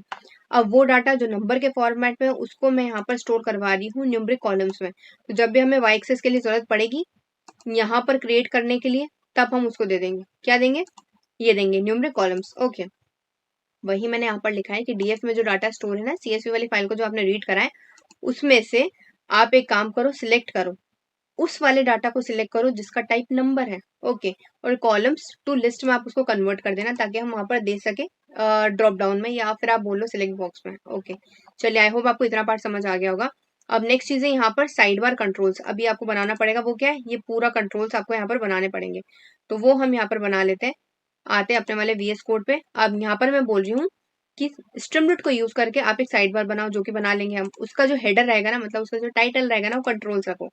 तो वो हमने यहाँ पर लिख ही दिया है कंट्रोल्स, देखो सही लग रहा है। तो अब देखो यहाँ पर मैंने चार्ट टाइप एक वेरिएबल बनाया। इसका काम क्या होगा, ये जो चार्ट यहाँ से यूजर सिलेक्ट कर पा रहा है ना, bar chart, line chart, pie chart, ये सारे यहाँ से सिलेक्ट कर पाएगा कि उसको कौन से टाइप का चार्ट चाहिए। अभी फिलहाल में सिर्फ 3 ही टाइप दिए हैं, आप ज्यादा भी दे सकते हो, हिस्टोग्राम भी दे सकते हो, एज योर विश। तो अब मैं बोल रही हूँ कि जो भी यूजर चार्ट सिलेक्ट करेगा ना वो इसमें स्टोर होगा, चार्ट टाइप में स्टोर होगा। अब कैसे ये चार्ट बनाएंगे हम, वो भी तो हमें बताना पड़ेगा। स्टोर तो वहां हो जाएगा, बनेगा कैसे, तो वो मैं यहाँ पर बोल रही हूँ कि आप एक काम करो, क्या करो, आप एक काम करो, अभी फिलहाल इतने पार्ट को देखो, नीचे वाले को इग्नोर कर दो बस। मैं बोल रही हूँ कि स्ट्रीमलेट को यूज करके एक साइड बार बनाओ। साइड बार बन गया, करेक्ट। उसमें साइड बार में आपको एक सिलेक्ट बॉक्स बनाना है, जो कि ड्रॉप डाउन बॉक्स रहेगा, जिसमें लिखा रहेगा सिलेक्ट चार्ट टाइप, जिसमें लिखा रहेगा सिलेक्ट चार्ट टाइप लिखा हुआ है। उसके बाद उसमें ये 3 ऑप्शंस आपको देने हैं। क्या करना है, उसमें 3 ऑप्शंस देने हैं, बार चार्ट, लाइन चार्ट और पाई चार्ट, वो हमने दे दिया। फिर से बोल रही हूँ, नहीं समझ आया तो इसमें स्टोर होगा जो भी यूजर चार्ट डिसाइड करेगा या फिर सिलेक्ट करेगा। स्ट्रीमलेट को यूज करके एक साइड बार बनाओ जिसमें आपको सिलेक्ट बॉक्स बनाना है। उसमें आपको ये लिखना पड़ेगा एज अ टेक्स्ट, और ये 3 आपको ऑप्शंस देने पड़ेंगे। यूजर जो भी डिसाइड करेगा वो उसमें स्टोर हो जाएगा। अब उसके बाद में बोल रही हूँ आपको सिलेक्ट कॉलम्स भी करवाने हैं, मतलब एक्स एक्सिस में आप क्या डाटा देना चाहते हो और वाई एक्सिस में क्या डाटा देना चाहते हो, वो हम क्रिएट करवा रहे हैं। तो सबसे पहले एक्स वाले कॉलम के लिए हम यहाँ पर क्रिएट करवा रहे हैं। तो मैं बोल रही हूँ स्ट्रीमलेट को यूज करके साइड बार में जो ऑलरेडी क्रिएट हो चुका है उसमें सिलेक्ट बॉक्स बनाओ। उसमें सिलेक्ट बॉक्स बनाओ और उसमें आपको ये सारे ऑप्शंस रखने हैं, प्रोडक्ट, कैटेगरी, सेल्स, प्रॉफिट और क्वांटिटी। अब ये सारे ऑप्शंस हम यहाँ पर दे, उससे तो बेहतर मैं क्या बोलूंगी कि मेरे डाटा में, मेरे सीएसवी में जितने भी कॉलम्स हैं वो सभी दे दो। मैं क्या बोल रही हूँ कि मेरे सीएसवी वाली फाइल में जितने भी कॉलम्स के नाम है, कॉलम्स के नाम बोल रही हूँ, रो का डाटा नहीं बोल रही हूँ, कॉलम्स के नाम क्या है, प्रोडक्ट है, कैटेगरी, सेल्स, प्रॉफिट, क्वांटिटी, ये सारे दे दो। मैं एक एक करके नाम नहीं दे रही हूँ, इसलिए मैंने यहाँ पर लिख दिया है कि आप एक काम कर दो, स्ट्रीमलेट को यूज करके साइड बार में सिलेक्ट बॉक्स बनाओ और उसमें आपको ये सारे ऑप्शन देने हैं। जितनी भी मेरी डीएफ में कॉलम्स है ना, मेरी फाइल में जितने भी कॉलम्स है उन सभी का डाटा पास कर रही हूँ मैं एक्स में, ओके, वो पास कर दिया। बट वाई में कंडीशन में यहाँ पर पास कर रही हूँ, इफ न्यूमरिक कॉलम्स, अगर कोई से भी कॉलम में न्यूमरिक टाइप का डाटा है। अब न्यूमरिक टाइप का डाटा कैसे चेक होगा वो सब हमने यहाँ पर लिख लिया है और न्यूमरिक कॉलम्स में स्टोर हो गया, उसकी टेंशन छोड़ दो। 3 है, सेल्स है, प्रॉफिट है और क्वांटिटी है, आई थिंक, करेक्ट। तो वो तीनों यहाँ पे स्टोर हो गया। तो मैंने बोला अगर न्यूमरिक कॉलम्स जो भी है आप उनको इन वाई कॉलम्स में पास कर देना एज अ ऑप्शंस दिखाना है। ऑप्शंस कैसे दिखाएंगे, सिलेक्ट बॉक्स को हेल्प करके, तो वो मैंने यहाँ पर लिख दिया। आई होप आपको इतना पार्ट भी यहाँ पर क्लियर होगा। अब मैं यहाँ पर बोल रही हूँ कि एक सब हेडर बना देना विजुअलाइजेशन के नाम से। क्या करोगे, सब हेडर बना देना विजुअलाइजेशन के नाम से। तो वो यहाँ पर बन जाएगा जहां पर हमारा ग्राफ शो होगा, तो वो यहाँ पर बन जाएगा, करेक्ट, वो लिख दिया यहाँ पर। उसके बाद अब हमारे बार चार्ट की बारी है कि अगर कोई बार चार्ट सिलेक्ट करता है, अगर कोई बार चार्ट सिलेक्ट करता है तो देखो मैंने यहाँ पर लिखा है, जो भी सिलेक्ट करेगा चार्ट वो कहाँ पर स्टोर हो रहा है, हमारा चार्ट में स्टोर हो रहा है, चार्ट टाइप में स्टोर हो रहा है, करेक्ट। क्योंकि हमारा जो सिलेक्ट बॉक्स है वो तो यही है ना, तो इसमें से जो भी सिलेक्ट करेगा वो चार्ट टाइप में स्टोर होगा, इसलिए मैंने यहाँ पर लिखी कंडीशन। अगर चार्ट टाइप में यूजर ने जो भी सिलेक्ट करा वो इक्वल्स टू बार चार्ट है, तो फिर आप एक काम कर दो, स्ट्रीमलेट को यूज करके एक बार चार्ट क्रिएट कर दो। उसमें आपको एक्स एक्सिस वाला कॉलम भी पास करना है और वाई एक्सिस वाला कॉलम भी पास करना है। एक्स एक्सिस वाला कॉलम जो भी यूजर सिलेक्ट करेगा वो एक्स कॉलम में स्टोर हो जाएगा, वाई एक्सिस वाला कॉलम जो भी यूजर सिलेक्ट करेगा वो वाई कॉल में स्टोर हो जाएगा, वो हमने यहाँ पर पास कर दिया है। अब देखो यहाँ पर सेट इंडेक्स एक्स कॉल क्यों लिखा है वो समझ लो, यहाँ पर ध्यान से समझना। हाँ, मैं ये बोल रही हूँ इनिशियली जो हमारी सीएसवी वाली फाइल होगी ना, और जब वो डाटा फ्रेम्स में कन्वर्ट होगी तो बाय डिफॉल्ट इंडेक्सिंग करता है वो। देखो यहाँ पर इंडेक्सिंग आ रही है, हमको इंडेक्सिंग नहीं चाहिए, क्यों नहीं चाहिए। अब देखो ना, अगर इंडेक्सिंग हो जाती है तो 3 कॉलम बन रहे हैं, एक तो इंडेक्सिंग वाला, एक प्रोडक्ट वाला एक्स एक्सिस का जो यूजर सिलेक्ट करेगा, एक वाई जो सेल सिलेक्ट करेगा। तो जब भी हम कोई ग्राफ बनाते हैं 2 ही एक्सिस रहती है, 3 पे थोड़ी बना रहे हम, एक्स वाई और जेड पे थोड़ी बना रहे। अगर आपने ये नहीं हटाया, ये वाला इंडेक्सिंग वाला कॉलम नहीं हटाया, इसको ये एक्स एक्सिस समझ लेगा, इसको वाई समझेगा और सेल्स को जेड समझेगा, तो फिर हमारा ग्राफ बन ही नहीं पाएगा। तो मैं बोल रही हूँ कि सीएसवी में तो ऐसा डाटा आ रहा है, आप एक काम करो, ये जो एक्स वाला जो है ना, मतलब ये वाला जो है ना रो वाला, इसको हटाओ। इसको हटाने के लिए हम ऐसे नहीं बोल सकते कि इसको हटाना है, तो मैं डायरेक्टली बोल रही हूँ, इसको इग्नोर करने के लिए मैं डायरेक्टली बोल रही हूँ कि आप एक्स एक्सिस को प्रोडक्ट मान लो और वाई को सेल्स मान लो। कुल मिला के जो भी यूजर यहाँ पे सिलेक्ट कर रहा है ना उसको एक्स मान लेना और सेकंड को वाई मान लेगा। और हम इसका इंडेक्स नंबर जो सीरियल नंबर रहता है ना उसकी बात ही नहीं कर रहे हैं। देखो यहाँ पर मैंने क्या लिखा है, सेट कर देना इंडेक्स। इंडेक्स अभी क्या है, इंडेक्स नंबर 1 2 3। मैं बोल रही हूँ डायरेक्टली एक्स कॉल पे, मतलब एक्स एक्सिस वाले के लिए जो भी यूजर ने कॉलम सिलेक्ट करा है ना उसी को तुम इंडेक्स मान लो। तो हमारी इंडेक्सिंग ही यहाँ से शुरू हो रही है। इंडेक्स क्या बन गया, लैपटॉप बन गया और मोबाइल बन गया, मतलब हमारा जो टेबल है या फिर डाटा फ्रेम है वो यहीं से स्टार्ट हो रही है। तो ये वाला इंडेक्स पूरी तरीके से हट गया है। देखो फिर से समझाती हूँ, नहीं समझ आया तो। शुरुआत में हमारी इंडेक्सिंग क्या हो रही है, 0 हो रही, 1 हो रही, 2 हो रही, 3 हो रही, 4 हो रही, करेक्ट। तो मैं क्या बोल रही हूँ कि जो इंडेक्सिंग तुम 0 1 को मान रहे हो ना, इसको मत मानो। डायरेक्टली जो एक्स एक्सिस में, एक्स कॉल में जो यूजर ने डाटा सिलेक्ट करा है ना, ड्रॉप डाउन या सिलेक्ट बॉक्स को यूज करके, उसी को तुम इंडेक्स मान लो। तो हमारा डायरेक्टली डाटा फ्रेम या फिर चार्ट स्टार्ट ही यहीं से हो जाएगा, एक्स कॉल से, जो भी यूजर ने सिलेक्ट करा है।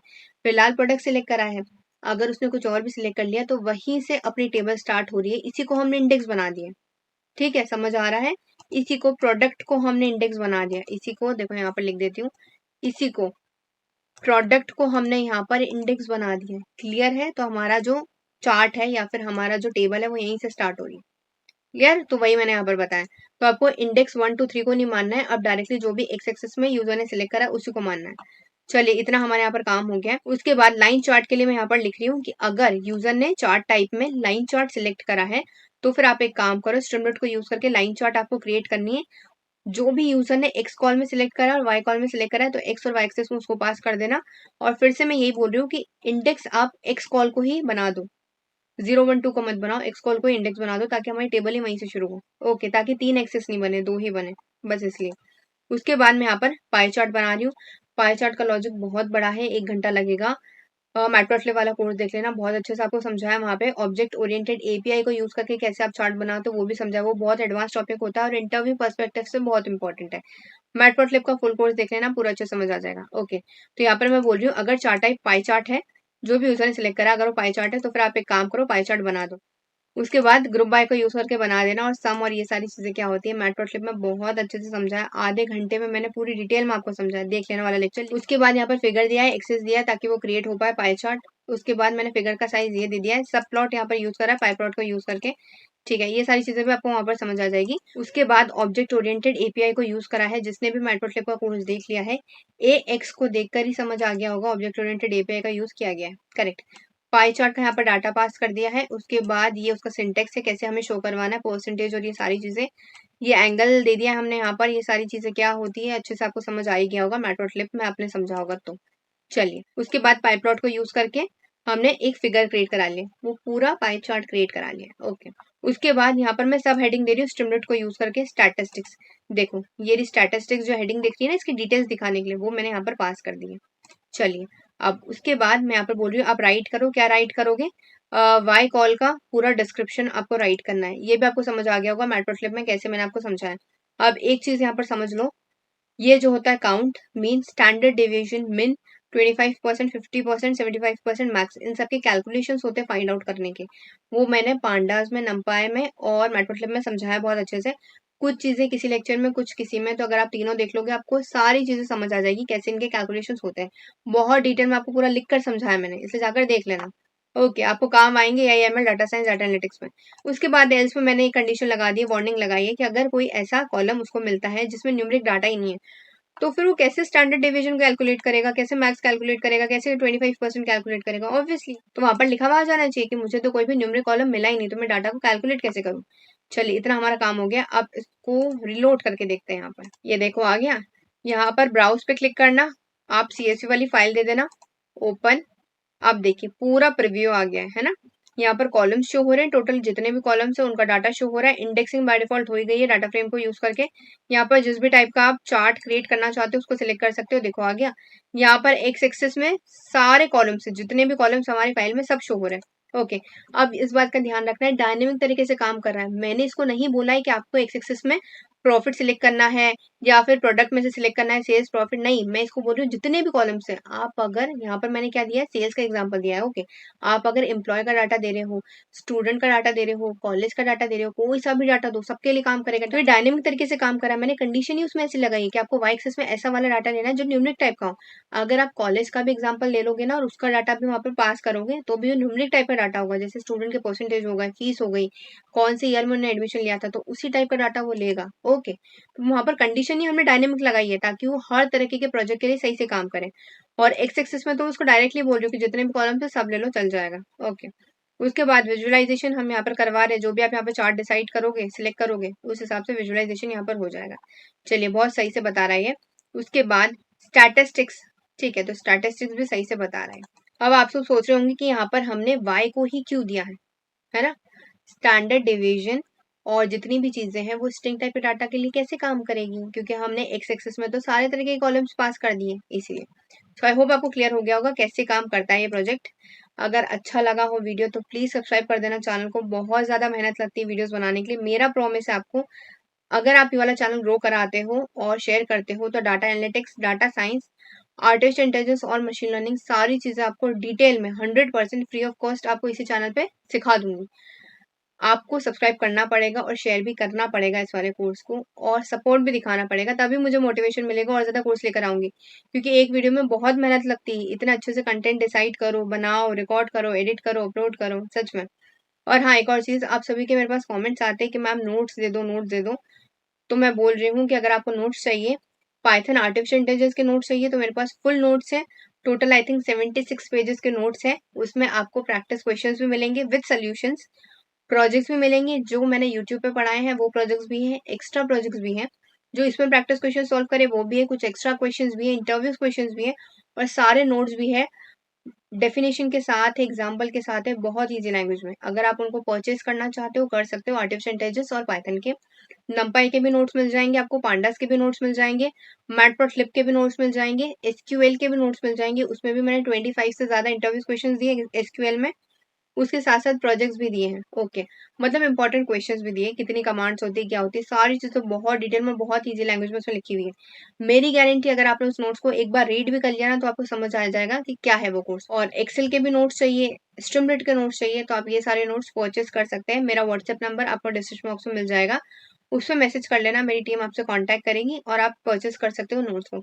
अगर आप मेरी लाइव कोर्स में एनरोलमेंट करना चाहते हैं, जिसमें मैं पाइथन, आर्टिफिशियल इंटेलिजेंस, उनकी सारी लाइब्रेरीज और मेजर प्रोजेक्ट सिखाती हूँ, जो आप अपने रिज्यूमे में भी ऐड कर सकते हो। साथ में डाउट सेशन भी होता है, सर्टिफिकेट्स भी आपको मिलता है, वो सारे पेड कोर्सेज में मिलता है लाइव कोर्स में।